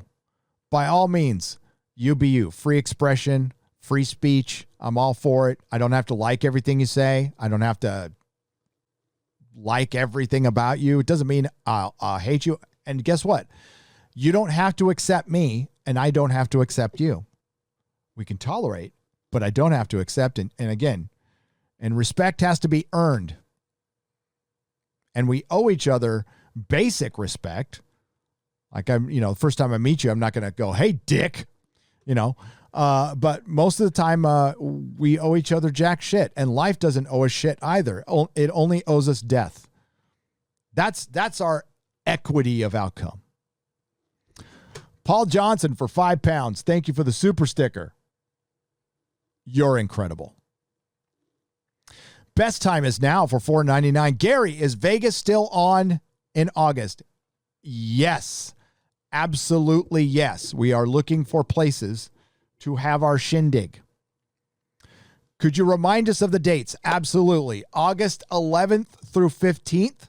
It is during Star Trek convention. I will be attending the Star Trek convention, hopefully with the I Stand With Vic t-shirt, just to piss them off because they banned Vic Mignogna based on accusations with no evidence to back it up.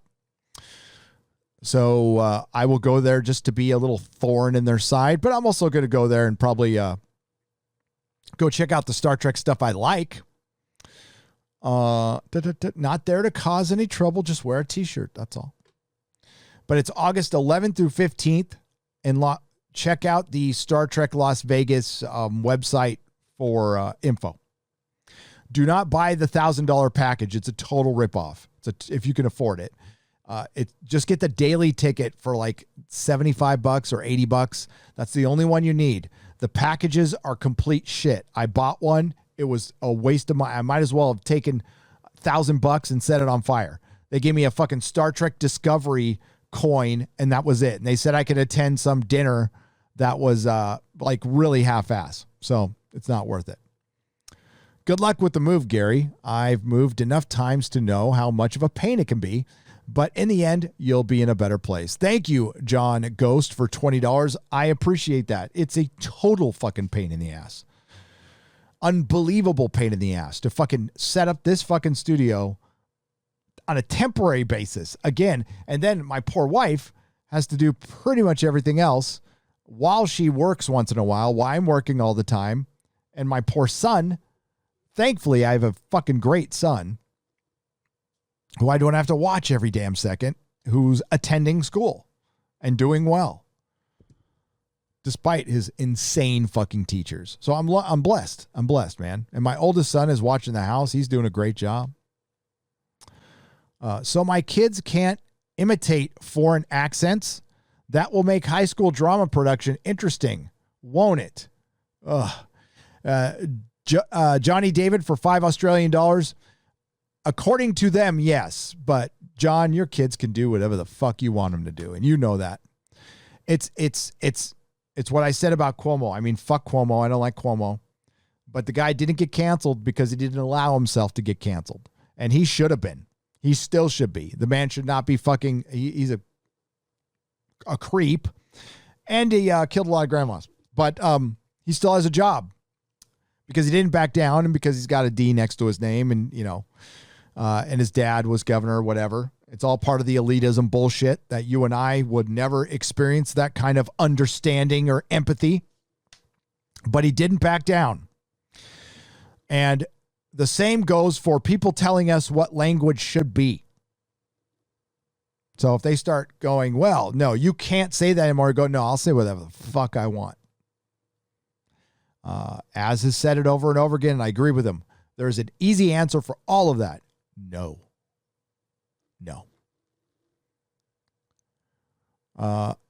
Alf says, $200 says, Lily Singh makes me ashamed to be Indian. Don't be. You be proud of what you, oh man, amazing culture. Sorry what's going on in your country right now. But dude, I'm really into like your mythology and the ancient texts. They're fucking, it's amazing. It's amazing. Don't be. She's just a piss poor individual. That's all. Java Bean for $7.99. Did you see the BBC cracking down on fan fiction and Doctor Who YouTube channels? No. Any chance of an Australian member stream? Yeah, I can do that. We'll work that in next week. Okay, Java Bean? We will do it. An Aussie stream. It's nice to see my Aussies in here. Must be early for you. Is the BBC cracking? Let me go check that out. Give me just a mo.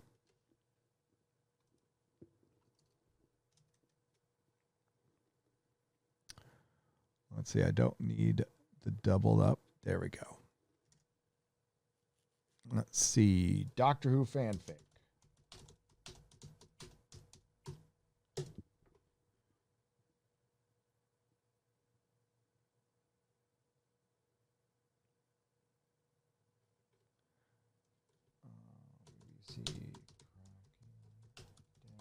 I'm checking to see if the BBC is cracking down on Doctor Who fan fiction.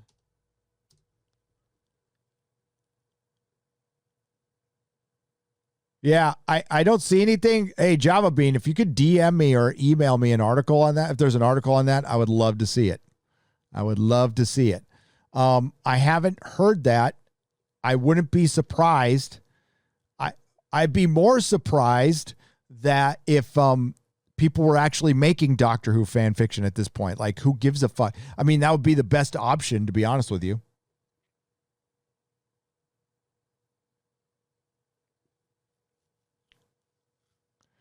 I know Christopher Eccleston is out there saying Doctor Who is a bit of a boys' club. I wish this guy would just shut up and act. I'm really happy that he's getting through his mental health issues. This is a lifelong battle, by the way, so he hasn't beaten them. I'm really happy that he's doing these cutesy little Instagram pictures standing in front of flowers when almost his entire career he was known as a tyrant. He yelled at people. He never did anything creepy, but he made people feel very uncomfortable. He was an asshole on the set. He would scream at people. Oh yeah, I know all this. I know all this, by the way. And that's Hollywood. I don't have a problem with it. I respect the man as an actor. He's a great Ninth Doctor, and I fucking love his season. I watch it over and over again. And is Doctor Who a boys' club? Fuck. I don't give a shit. Do you have the best people there? By the way, Doctor Who has always had great female representation. The BBC has always done a pretty decent job with that. But to come in the 11th hour and all of a sudden start, saying Doctor Who should do this and do that after you wouldn't fucking have anything to do with it for a decade. And the first thing you do when you come back to the fandom is have your fucking hand out for $90 for an autograph. It just sounds like you're the same Christopher Eccleston who talked shit about the Marvel movie. You were just, after he was in Thor, Dark World, he talked a bunch of shit about the director and the production. Talked a bunch of shit about BBC. Talked a bunch of shit about all the productions he was on. Talked shit about fucking G.I. Joe. Talked shit about Heroes. Nobody wanted to work with the guy, and apparently it was because he had mental health issues, obviously, and he's still struggling from them. And I would just recommend focus on making yourself a better person and not talk about what's wrong with everybody else. Usually, especially in the early time of recovery, first 90 days, first couple of years, don't get in a relationship and don't worry about anything else. Just be grateful. He should, and he sounds grateful that he's back. And I'm very happy that he's got a working gig and he's getting paid and he can feed his kids and pay his mortgage. Nothing against him for that. I'm personally not going to buy anything from Big Finish because I'm not supporting this fucking organization that has done this to the fandom, that has told me, damn near personally, to fuck off repeatedly. They don't like me over there. I didn't think they even noticed me, but and I'm not the only one they don't like. I've got company. But I want Doctor Who to be better. I want it to be a good show that makes everybody happy. I don't think you should be worrying about representation. I think you should be worrying about finding the best writers right now, finding a new doctor that can be the best doctor possible, and praying you could win back 1/10 of the audience that you lost because you're not getting everybody back.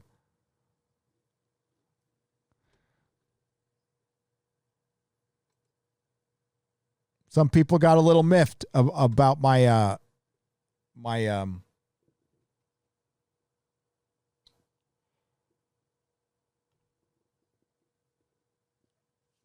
Christopher Eccleston stance. Again, I am separating personal life from professional.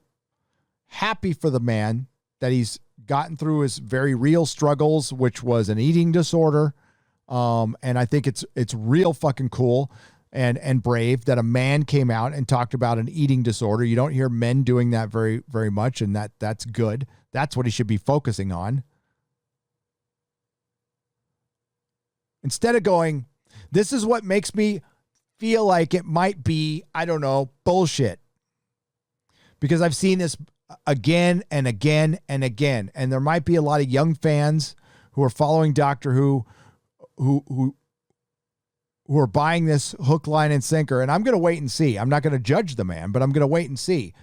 I don't know. I'm old. I've been around. So I've seen actors, rock musicians come out and, oh, I went to rehab and I had some mental issues, which does not excuse you from being an asshole. It just means you're improving yourself. Now, I haven't read his book, excuse me, I'm sorry. But if he's come out pretty humble and said, listen, I was a dick to everybody and I'm sorry, that's great. That's fucking awesome. That's great progress. And I commend him till the end of time for that. But you know what? Doing this stuff right now stirs up the fandom. It doesn't help, Chris. Chris, you want to help the fandom? Christopher Eccleston, you want to help the fandom? When somebody asks you a question, go, I am just grateful to be here back at Doctor Who. And it's my hope that I can bring in more fans because I know it's struggling right now. And if I can do whatever I can to help make this a fun place to be, that's what I want to do. Anything other than that? Oh, Doctor Who's the bit of a boys club. Dude, shut up. You just got back.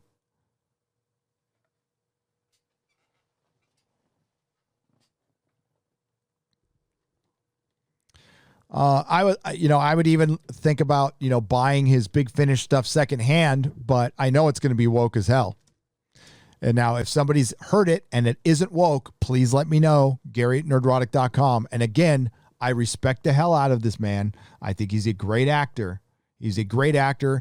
And I still say his performance as the Ninth Doctor is the best Doctor Who performance I've ever seen. As far as a performance of a character that is suffering from PTSD after, the Time War. It would have been so cool. It was great that we got John Hurt as a War Doctor. But how cool would it have been if that was Christopher Eccleston? How would that have hit you? If you're not a Doctor Who fan, you don't know what I'm talking about. But if it was Christopher Eccleston in front of that button, you'd all been in tears. It'd have been an ocean of tears. And it still hit you with John Hurt because he's fucking great. One of the greatest actors who ever lived. May he rest in peace. And hail the War Doctor. But how cool would it have been if it was him?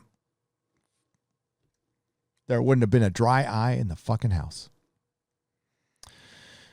Yeah, Ninth Doctor actor Christopher Eccleston claims Doctor Who is a bit of a boys' club, suggests series needs more female representation. You know what? Yeah, it does. I agree with you. It needs more female representation in the ratings. It needs more male representation in the ratings. More kids, more adults, more everything. It needs more everything in the ratings. And you're right. One of the biggest things that's missing from the ratings, Christopher Eccleston, is the female representation. Because a lot of the female audience has been chased off. Because you know what women like to see? Handsome men. What? No. Did you know more women went to see Aquaman than Captain Marvel? I wonder why.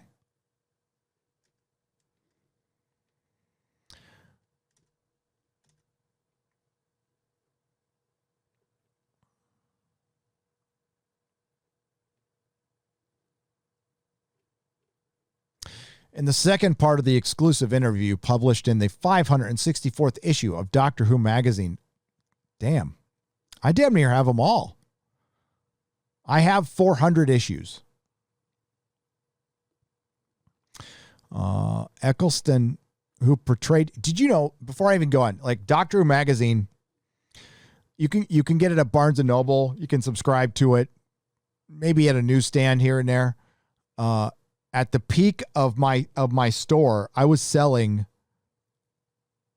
probably the most Doctor Who magazines of any comic shop outside of maybe Midtown. I'm selling like 40 copies off the shelf of Doctor Who magazine, sometimes 50. I mean, most shops didn't even order it.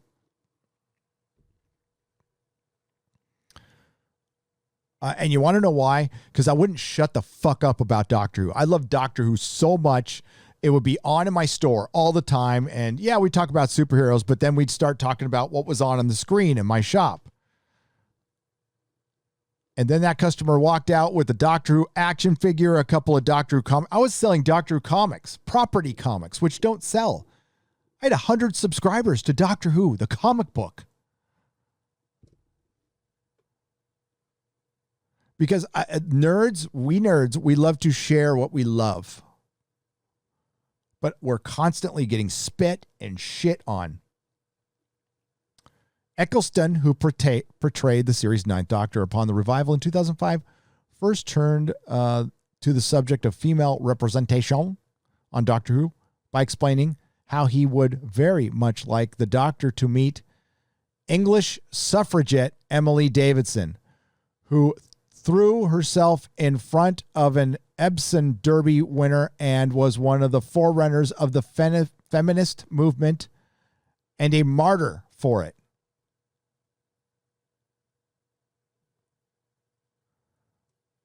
What did she do? She threw herself in front of what, a car? I don't know.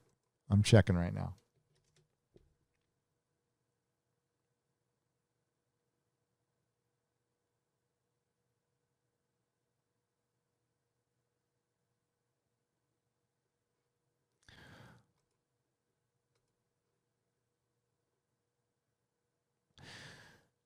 That sounds fun. I think that would be extraordinary for him to mix with her, and Emmeline Pankhurst and explore that, you know. It's great that we now have a female doctor, and I think we should take that further in the way that we look at history. Look at it through a female lens. He's just repeating what the BBC wants to tell him. This dude needed some work. See that right there? Nobody was hiring his ass. He was persona non grata. And I'm glad he's back. I'd love to see him reprise the role, like in live action. Would love to see it. Absolutely. Well, I mean, we've got a female doctor, and we're still not seeing it through a female lens. What's a female lens? I'm so sick of this lens shit. How about a human lens? You need to connect on a human lens, Doctor Who, because less humans are watching your show. And again, less women are watching your show. The majority of your audience is older Doctor Who fans, the ones that are staying around, the ones like Blogger Who or Dr. Freedom. That's your Doctor Who fandom right now. 50-year-old guys who can't clean their rooms. Eccleston then asserted Russell T. Davies' writers, the Doctor, as one Doctor. Stephen Moffat writes him as another. Rob Sherman writes him. He's another. Bit of a boys' club, though. We need to address that. We need some more cyber women. For those of you who don't know, I'm going to show you the cyber woman.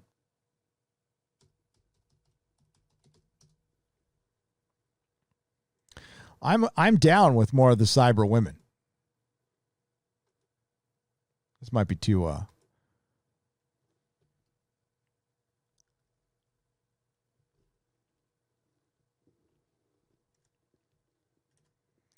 Cyber woman, ladies and gentlemen, from Torchwood. I actually have an action figure of this. That is some good representation. It was a terrible episode, by the way. It's fucking terrible. But that's a cyber woman.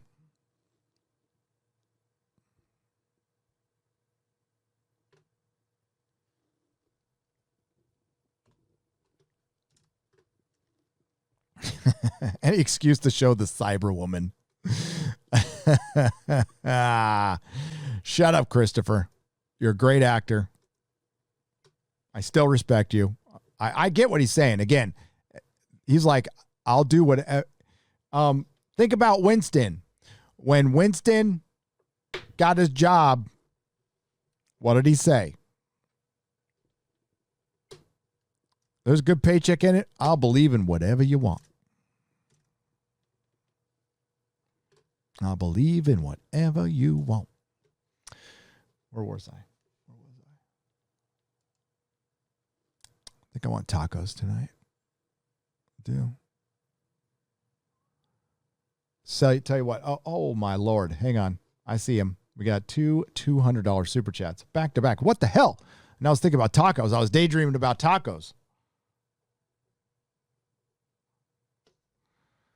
I was living in San Francisco for 18 years. I was away from my homeland of San Diego, where the best Mexican food is. And I'm still trying to make up for 18 years of not having tacos. I will get to the Timothy Sullivan. I will get to your donation in just a moment, sir. But we need to get to. That's just not popping up at all, is it?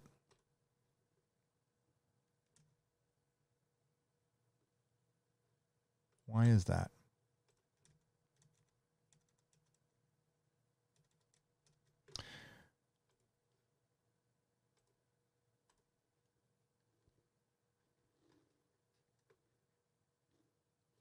All right.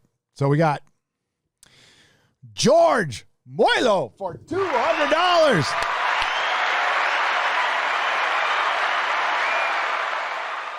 George, just to let you know how the back end of YouTube sucks, everyone. I just refreshed it, and this is what it shows me. This is what it shows me.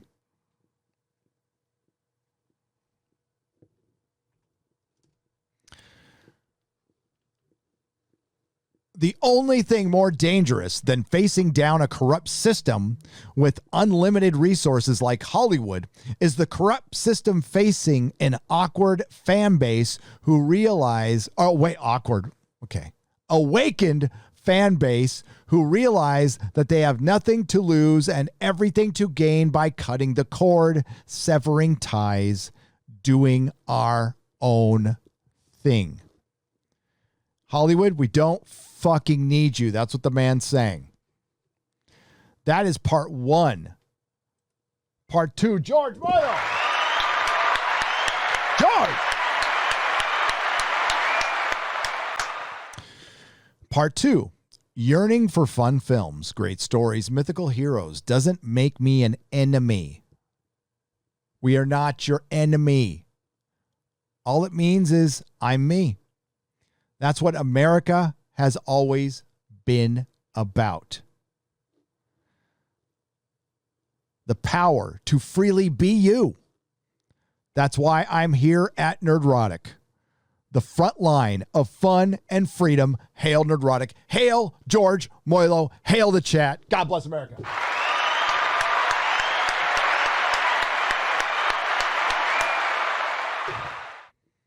The freedom to have fun.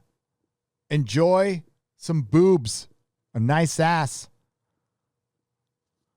or whatever the ladies like. Just have fucking fun.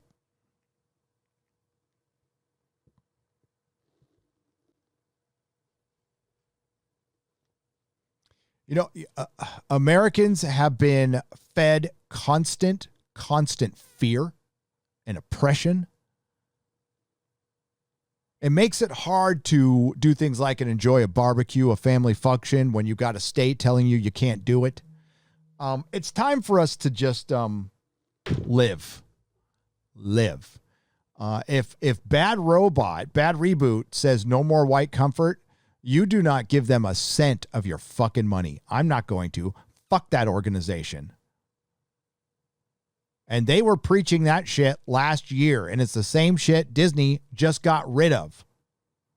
And I want you to remember that is J.J. Abrams. I'll say his name correctly. You like that? Is that more respectful? J.J. Abrams is peddling division, hate, racism through his shit movies. And now his latest tool is Superman. Don't forget that shit. And you know what? Award the ones who don't want to tell you to fuck off. And that goes for everybody. That goes for me. It goes for any other YouTuber on this platform. It goes for somebody who uses the hashtag fandom menace. It goes for somebody who uses the hashtag comicsgate. It goes for everyone. Now, you have your freedom of association. That's completely, but I'm talking about customer service. Customer service.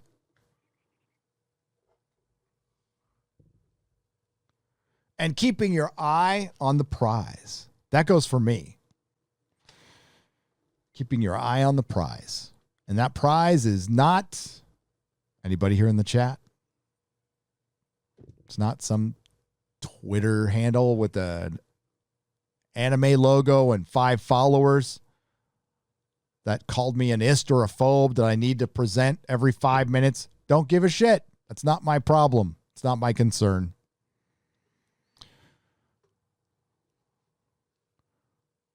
RS, welcome to the proto-molecule level. Thank you very much. I appreciate you. Again, thank you, George Moilo. Another producer today.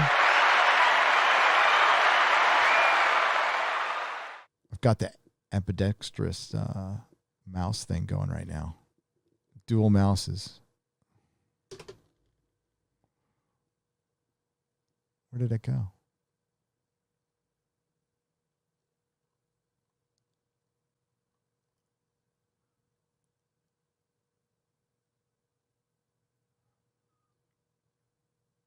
And also David Harvey. Wanted to thank David Harvey again for a $500 donation about an hour ago. Timothy Sullivan for $5. Gary, I heard that Overlord DVD says Kathleen Kennedy is leaving Disney to go save Doctor Who. True story.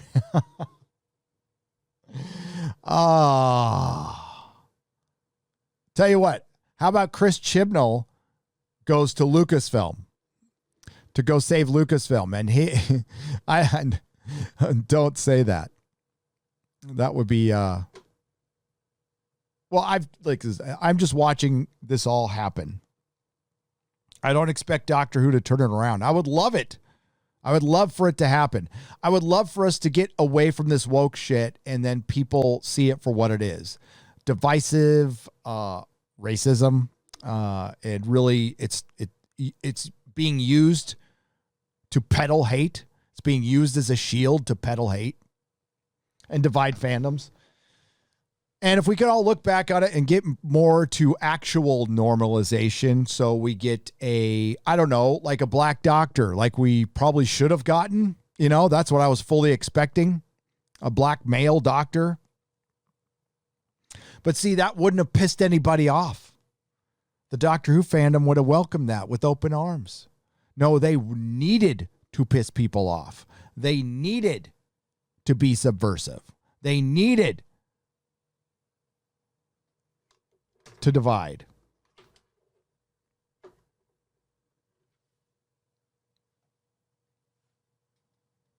Thank you, Timothy Sullivan, for the $5. Hardwick Benthal for $1. John Romita Sr. had on his inspiration for Mary Jane. I used Anne Margaret from the movie Bye Bye Birdie as a guide, using her coloring, the shape of her face, her head, hair, and form-fitting front skirt. I exaggerated her dimples and the cleft on her chin. Cool. Thank you for the $1, Hardwick. I appreciate it. Gary, you're the Iron Dome protection of pop culture from the constant barrage of SJW missiles. Hail and keep up the good fight. Thank you, John Peters, for 616. I chuckle a little bit, but I mean, that's a very serious thing.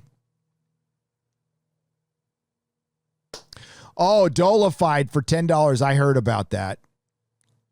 Jerry Dugan came out and said some more stupid shit about customers. You want to read it? We can read it. Jerry Dugan just killed all the upcoming X-Men sales. Speaking of customer service. Well, he was featured in my last video. Remember when he told all the customers to eat a bag of dicks? Yeah, that's a comic book writer right now.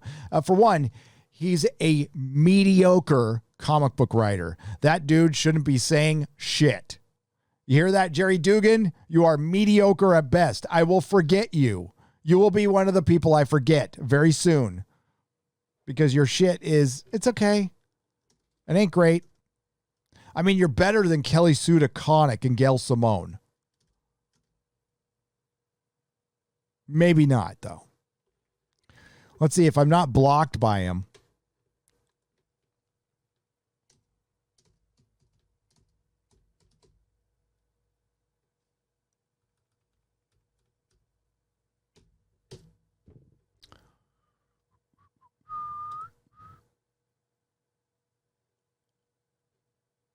Well, I can't. No.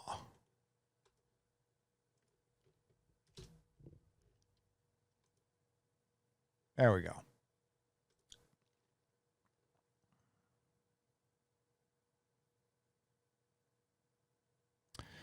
Let's see. What did he say? How long ago did he say it?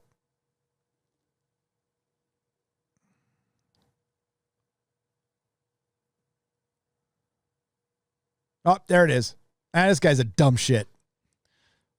I love focusing on this. All right, here we go. Here is Jerry Dugan, and here is an example of modern comic industry customer service, because they don't think they're in the business of customer service, although they want to talk to you every day. Like Jerry Dugan would have anybody fucking following him if he didn't write for Marvel and DC Comics. If he was just writing on his own, he'd be a fart in the fucking wind like he's about to be.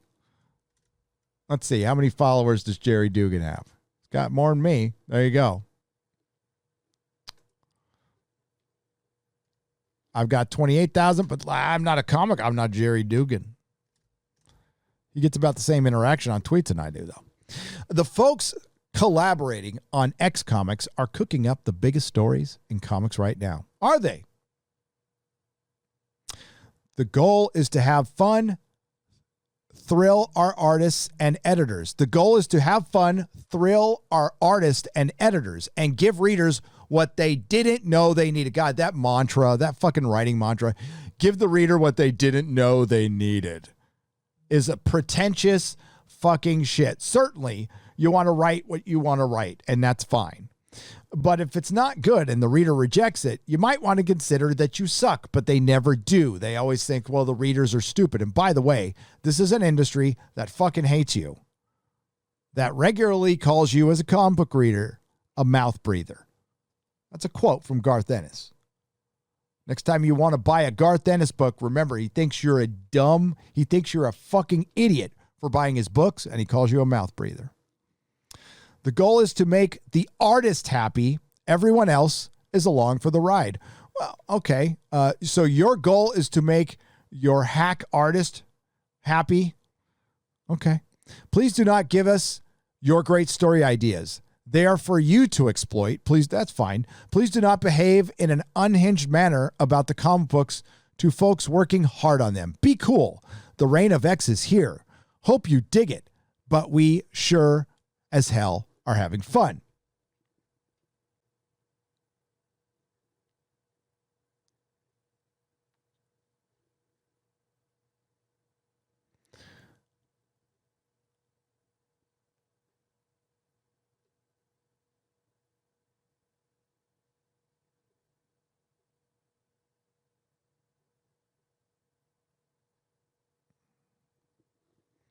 It's better than saying eat a bag of dicks.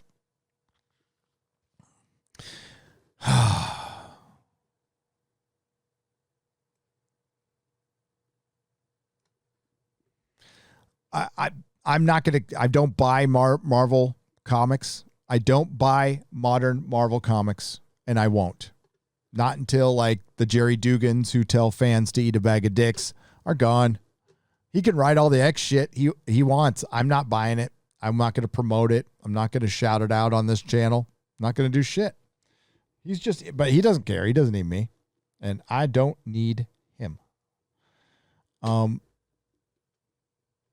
If you want to go ahead and buy the X stuff, that's fine. But that's part of that dinner party bullshit that we were showing off earlier, like 2 weeks ago.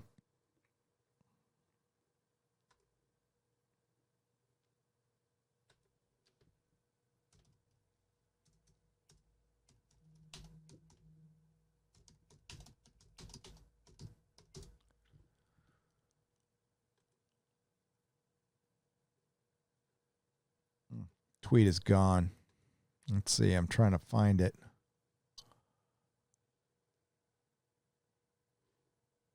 There it is.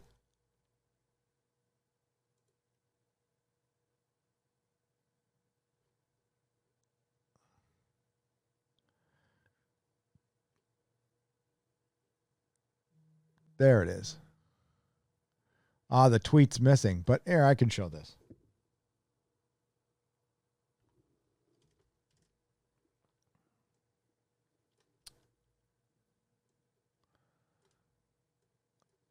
Eat a bag of pre-fucked dicks. That's Jerry Dugan right there. That's your modern comic book industry.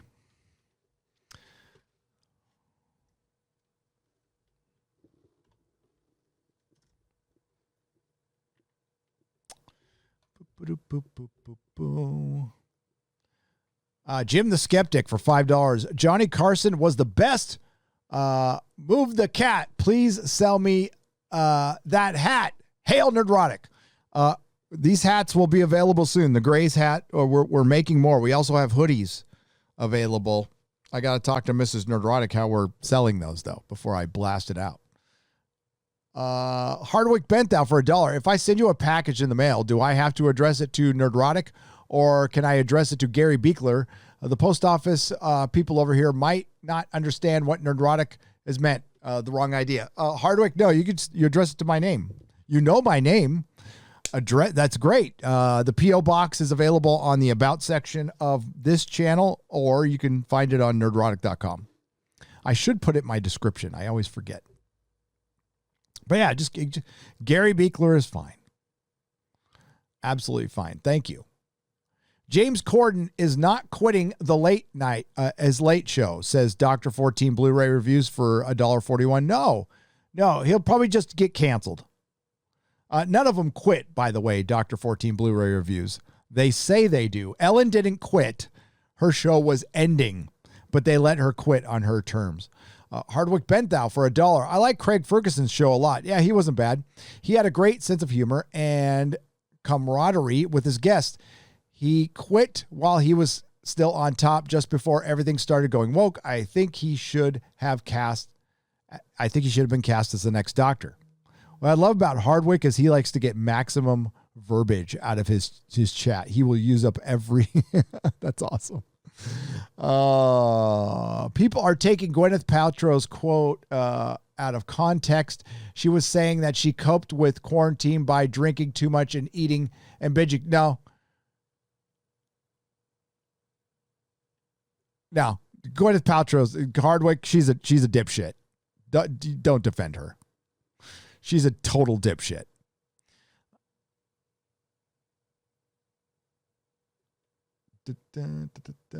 Joe Reese for $5. Hey, Gary and the chat dwellers. Can't wait for tomorrow's member stream. Oh, I read this one. Phoenix Tangent. Hail, Gary. I'm shocked that an anime movie that has no advertising or marketing and actually has a 26 episode prerequisite, Demon Slayer, is on the reels of Raya. On the heels of Raya and the Last Dragon. Disney is losing on all fronts, and they deserve it. Hail, chat. Yeah, that's hilarious. Like, Demon Slayer has no business competing with a Disney movie, but it is, and I'm happy about it. Thank God. That means sanity is returning, but it's taking time. Drown out the insanity with sanity.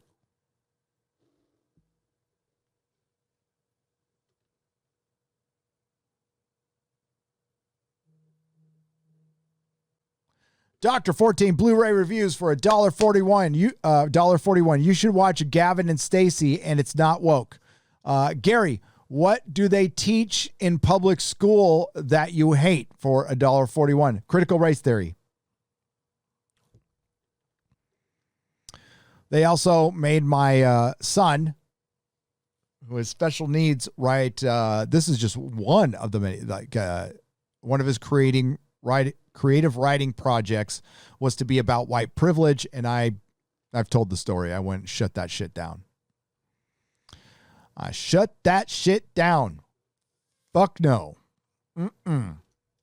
You don't tell my special needs son he needs to write about white privilege. Oh, my special needs son's going to tell you about his white privilege. Go fuck yourself, teacher. She's lucky I got in dad mode. So I didn't tell her to go fuck herself in every fucking hole. But I felt like it. I really did.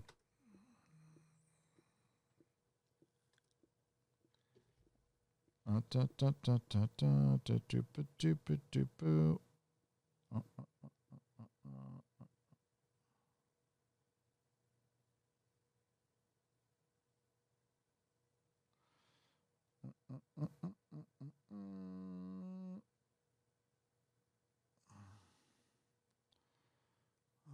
time is it?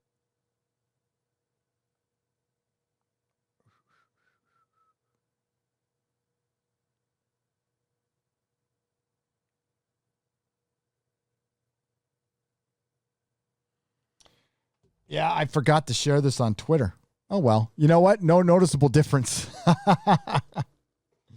I will share it when it's back up on Nerdrotic Live. And thanks to the Modrotics for doing a great job today. Doing a great job. I don't fucking play. No, I don't. Not with that shit. Not with my kid. And not with any of this shit. I don't play around. If people want to play around, we can just handle business. I'm open to it. You want to really handle business? We can handle business. 2 things to think about today. I try to think when I go to bed, I go, what did I learn today? What did I learn today? But I also try to wake up and remember, like, once in a while, I'll wake up, I'm in a good mood. I'm going to make today my bitch, my fucking bitch. And then sometimes I'm like, there's not enough coffee in the world. And I'm going to try not to make, not to be this day's bitch. Not to be this day's bitch. But 2 philosophies that I like a lot. Not philosophies, they're just sayings. Don't let anyone slow your roll. Anyone or anything slow your roll. If people are out there, working against you, and like, especially when it's when it was employees at the comic store, I've had to deal with this shit all the time. Okay. I've been an employee, I've been a boss, and had employees who, you know what? For some reason, our relationship started out great, and then it wasn't. Don't know exactly what I did. I've always pretty open about, like, letting them have their say and paying them top dollar, not really being a dick about, like, being there on time or anything. It was a comic shop. I didn't give a shit. I was never really that on time, so I didn't care if they were. But they would get resentful. I don't know. It was the attention I was getting. It was my shop. I don't know. Whatever it was, it got ugly. And then I'd have to show them the door, and it sucked. It fucking sucked. I hated every second of that. But they were slowing my roll. We were successful, and somebody wanted to be unhappy because they weren't getting enough attention or whatever. I don't fucking know. Don't care. Slowing my roll. And then followed shortly by, don't let anyone slow your roll. Followed shortly by, don't ask questions you don't want to know the answers to.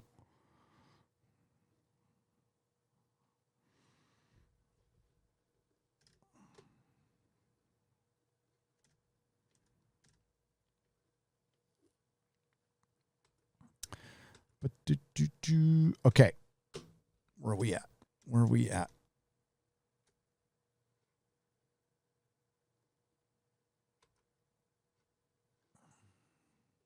The new trailer for Superman and Lois, which returns this coming Tuesday. So excited for an actual good show to be back on TV. Strongly hoping this doesn't go woke. I am too, Super Nate. I am pretty excited about the show. And hopefully it will not go woke, and it won't be a big bait and switch, right? That would be my hope. Hopefully Venture Brothers doesn't go woke. Let's celebrate a little bit. Let's do a little celebration.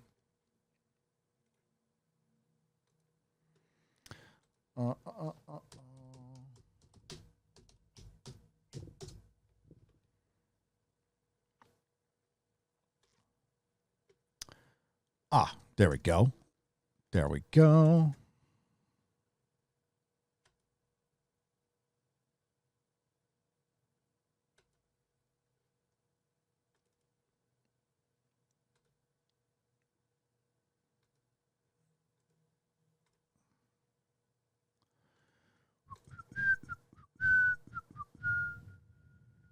Everyone just do that real quick. And that'll bring me back to this. Hell yeah. Oh. All right. Adult Swim has 3 movies in the works for Aqua Teen Hunger Force, The Venture Brothers, and Metalocalypse. Metalocalypse. I can always never fucking say that, but whatever.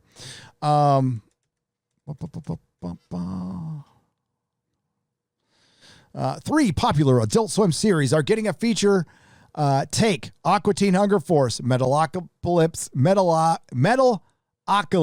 and The Venture Brothers. Yes. Rather than send the movies straight to Adult Swim's sister HBO Max, immediately the pics will get a release worldwide on Blu-ray. Oh, nice. And electronic sell-through with a 90-day exclusive window before hitting the streaming service on Adult Swim. All 3 of the series were some of the first original productions to air on Adult Swim. Leveraging the power of Warner Media allows us to deliver, shut up Warner Media, content to our amazingly dedicated and not-so-shy fans while also giving our talent. Oh, really? How come you don't feel this way about the Snyder Cut fans, Warner Media? Huh? Our talented series of creators and opportunity to tell stories in a new and interesting ways. Well, Jackson Public, one of the best, man.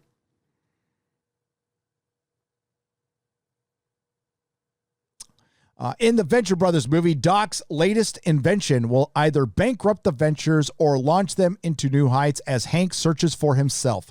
Dean searches for Hank, the Monarch searches for answers, and a mysterious woman from their past threatens to bring the entire world crashing down on them. Could that be Mom Venture? The Venture Brothers is created, written, and executive produced by Jackson Public and Doc Hammer. The Venture Brothers premiered originally as a pilot in 2003, with the first season airing in August 2004. The series aired 7 seasons and 4 specials over its 15-year run and was one of Adult Swim's strongest running series alongside Robot Chicken and Aqua Teen Hunger Force. It is, without question, one of the best written shows, period. Best characterization. It's funny as hell. It's not woke yet. It left on a giant cliffhanger. No word yet when we're getting this stuff, but we're getting it. That's all I got to know. All I know, and I'm fucking happy about that. Could not be happier. Sip of coffee for the working woman.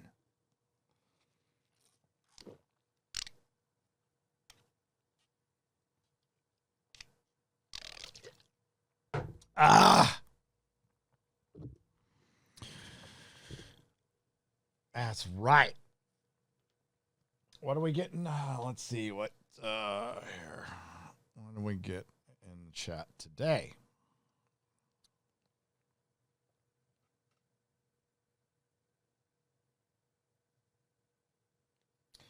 Interesting.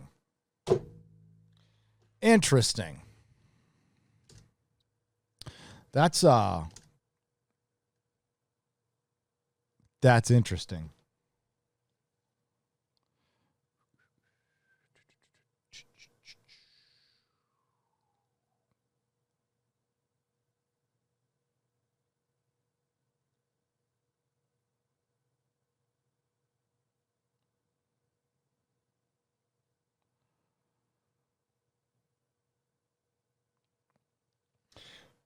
I would like to make a public statement.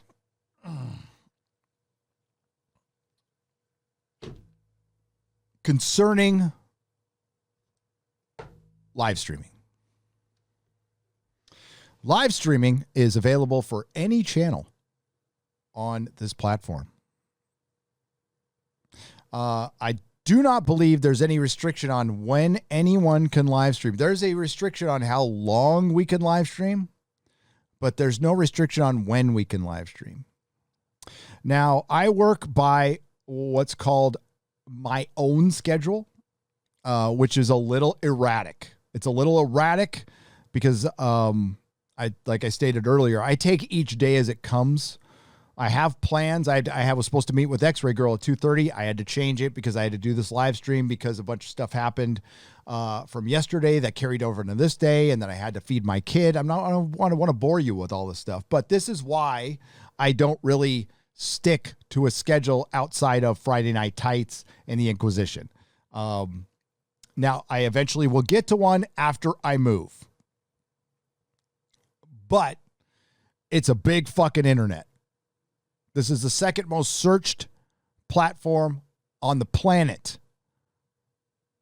There is a girl probably doing fucking Minecraft with 60,000 people watching. And you know what?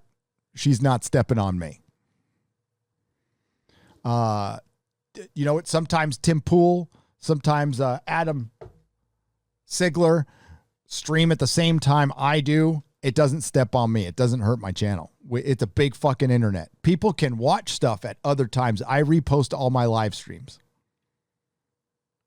Once in a while, I make it members only, and that's only if it's like impromptu or something like this.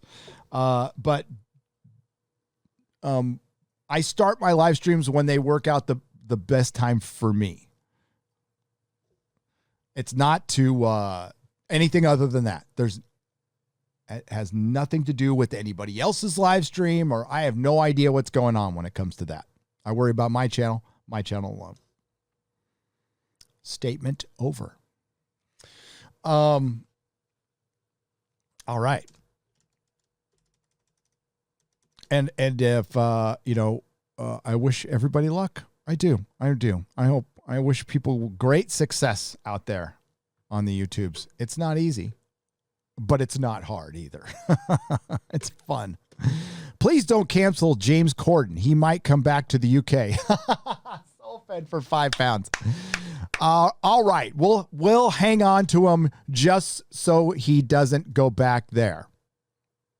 But don't you dare send Piers Morgan back here. Okay? Is that a deal? We'll keep James Corden. I'll just ignore him, but don't send Piers Morgan back. At least Piers Morgan isn't a total cunt. But Gary, keep saying what needs to be said. J.J. Abrams and the rest of Hollywood are the epitome of white privilege. People who make the most noise are most likely needing investigation for past actions. Says Star Trekker 58 for $10 Australian. Yes, exactly. No, I could not agree more. Listen.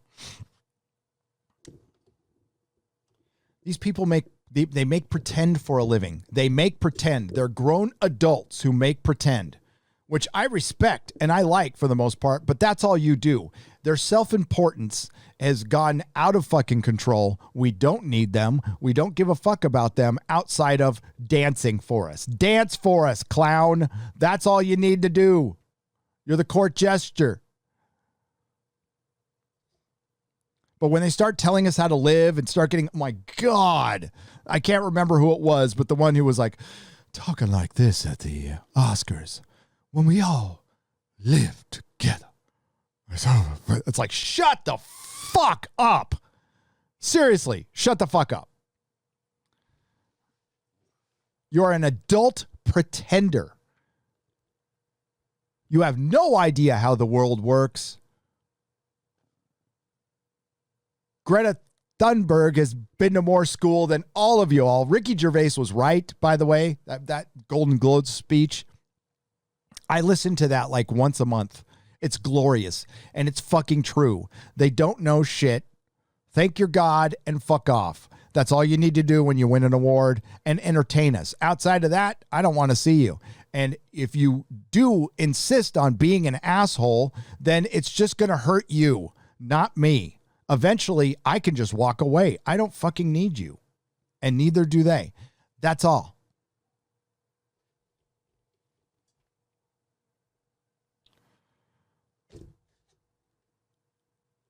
And all we're hearing from Hollywood is how fucking bad our country is.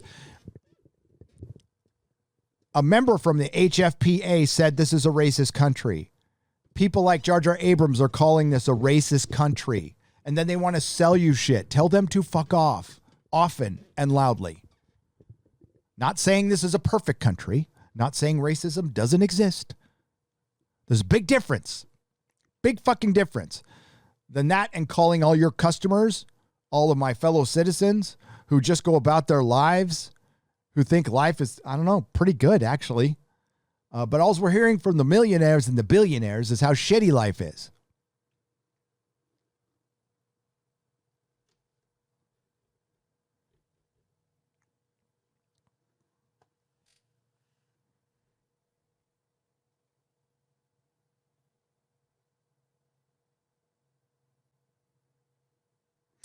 Soul Fiend for £5 says, ugh, when you hear what fans didn't know they needed, code is this, code for this is going to be worse than ever. Absolutely right. You're absolutely right.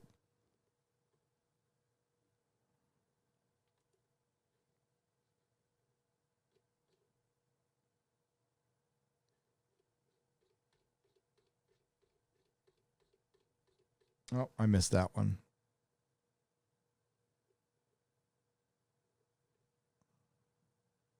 Gary, you should watch the show Kung Fu. It's got everything you want in a show. It's even got a BLM protest in it. It had nothing to do with the story. Is it the new Kung Fu? Did they come out with a new one? I can't read who sent that. I'm sorry. I'll read. Thank you for the super chat. I can't see it. It's cut off. Here, I'll show you. It's cut off right now. I can't see it. But RS is a new member. Welcome, RS. How long have I been going? I can go for a little while longer. All right. We are going to... We're going to wrap things up. We're going to wrap things up because I was just said I could go longer, but I can't. I actually got to go. So I am sorry. Let me see if I can read that real quick before I go.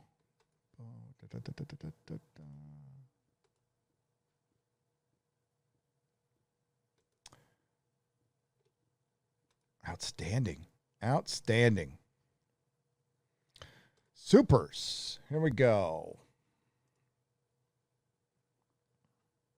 There we go. Star Trekker 58. The last person that thought critical race theory was a good idea started WW2. Yep. Olatization. Imagine a dude walked into your store and imagine if a dude walked into your store and said they wanted a Spider-Man run and you said you're buying New Warriors and they said no and you made Spider-Man a girl. That's Chibs who turned 51 today. I'm older than that guy. No way. Imagine if somebody walked into my store and said, so what do you got for me? Well, you mean aside from America being a systematically racist country, which includes you? Not very much.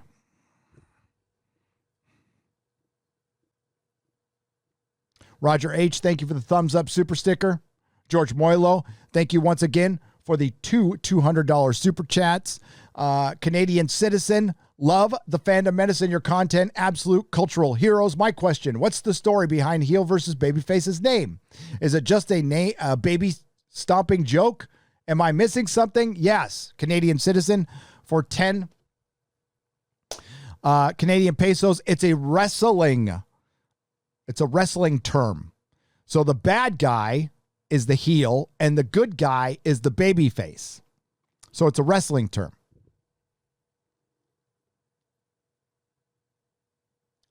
President Nixon for $10. I'm glad you're here, President. Gary, check out the Doc Close Encounters of the Fifth Kind by I've seen it. By Stephen Greer, I've seen it. Craziest doc I've ever seen. The things he says, man, either he's 100% right or a total lunatic. Worth the watch. I have seen it, and it was pretty good. Joseph Benowitz for $5. Gary, Disney sells Doctor Who merch in Epcot. No way. Maybe they got a hand in the till. I have no proof of production, so it must be an interesting factoid. Yeah, like they probably just purchased it from Diamond or something. That's probably the catalog they use for distribution. John Peters. Is this the producer, John Peters, for 616? Hail, chat. Hail, Modrotics. Hail, Perry. Hail, X-Ray Girl. And hail, Gary. Hopefully this will buy you a gallon of gas. Maybe. Would love Kinnell and his 2 sadness stick ITs. IT says Kinnell's $1,000 anal. I can't see the rest, but thank you for the $2. Thank you for the phallic unicorn, Sam Whiskey, for 99 cents. Thank you, Impers and Men, for the phallic unicorn for $1.49.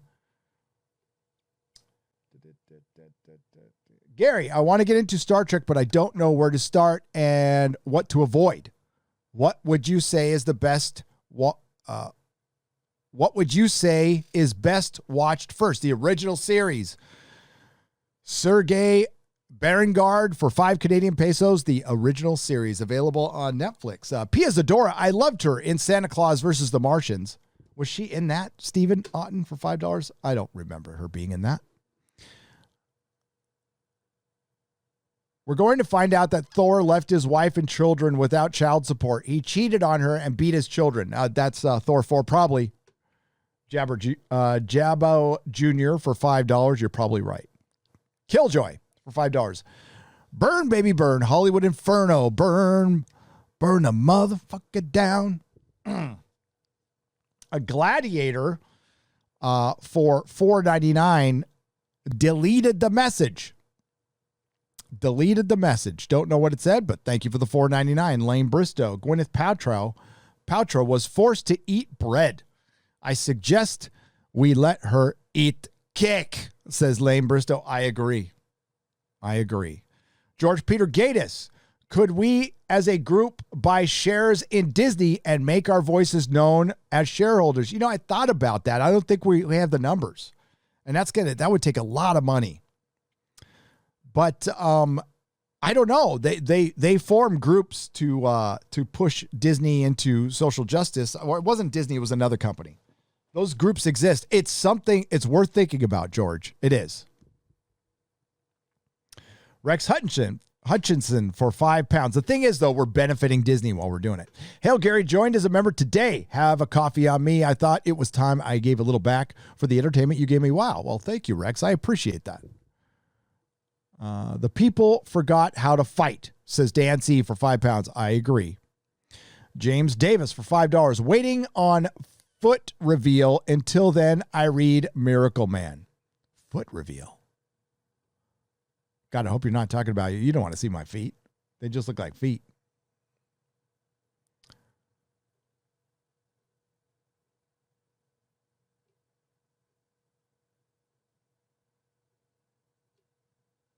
Okay.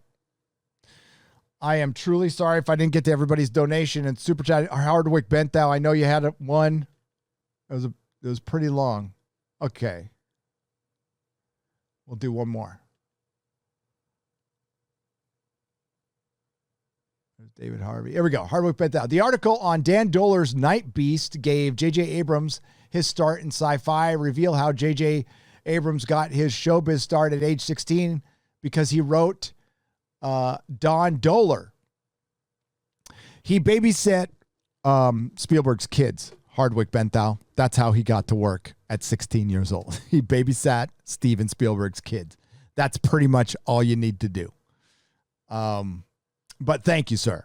All right. I appreciate the dollar. I am going to jump out. Thank you to Eric K. Thank you to all the Modrotics. I really appreciate you guys. You do freaking the Lord's work.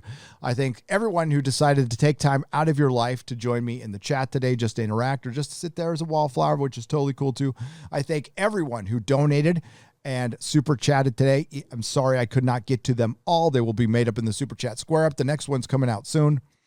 And look for those on Nerdrotic Live, by the way. Nerdrotic Live is where all of my live streams go. Once they're done, this will be unlisted. So thank you, Perry Chan. Thank you, X-Ray Girl. Thank you, everyone. Thank you, Mrs. Nerdrotic. Thank the maker. And thank God the Venture Brothers is back. Nerdrotic. Sir Neoff Strife says,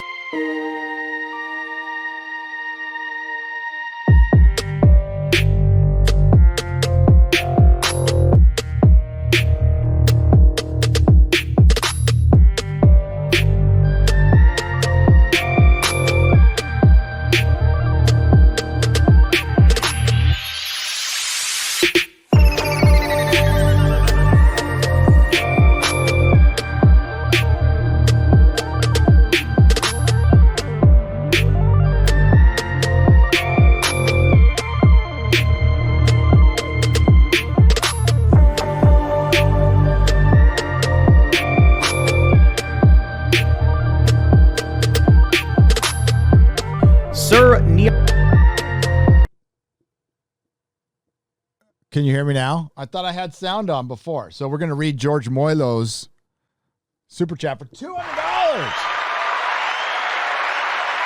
heard it through my headphones. Damn it. Boomer. George Moilo comes in with $200 at the end. I'll read this again. Marvel Comics' Jerry Dugan detailed what the goal of the current and upcoming X-Men books are.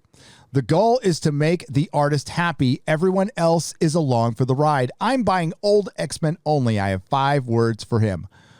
Fuck you and hail Nerdrotic. We love George. We love George. You know what? I'm not going to tell you guys to fuck off. Actually, I like you guys being here. I appreciate you, even the ones who don't like me. And I don't know why. Maybe I know, but that's okay. Thanks for the click anyway. Thanks, everyone. Hope you all have a great day and a great evening. I'm going to have some tacos now. Please enjoy the credits for the 3rd time.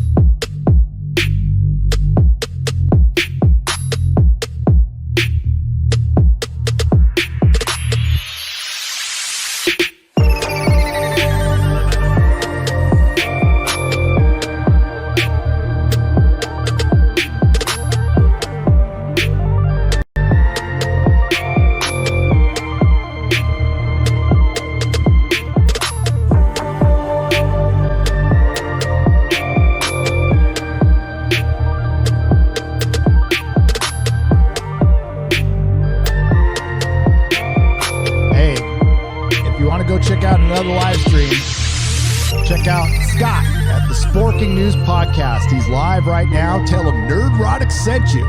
Good guy, up-and-coming channel. Give him your support. I think I see 16 people watching right now.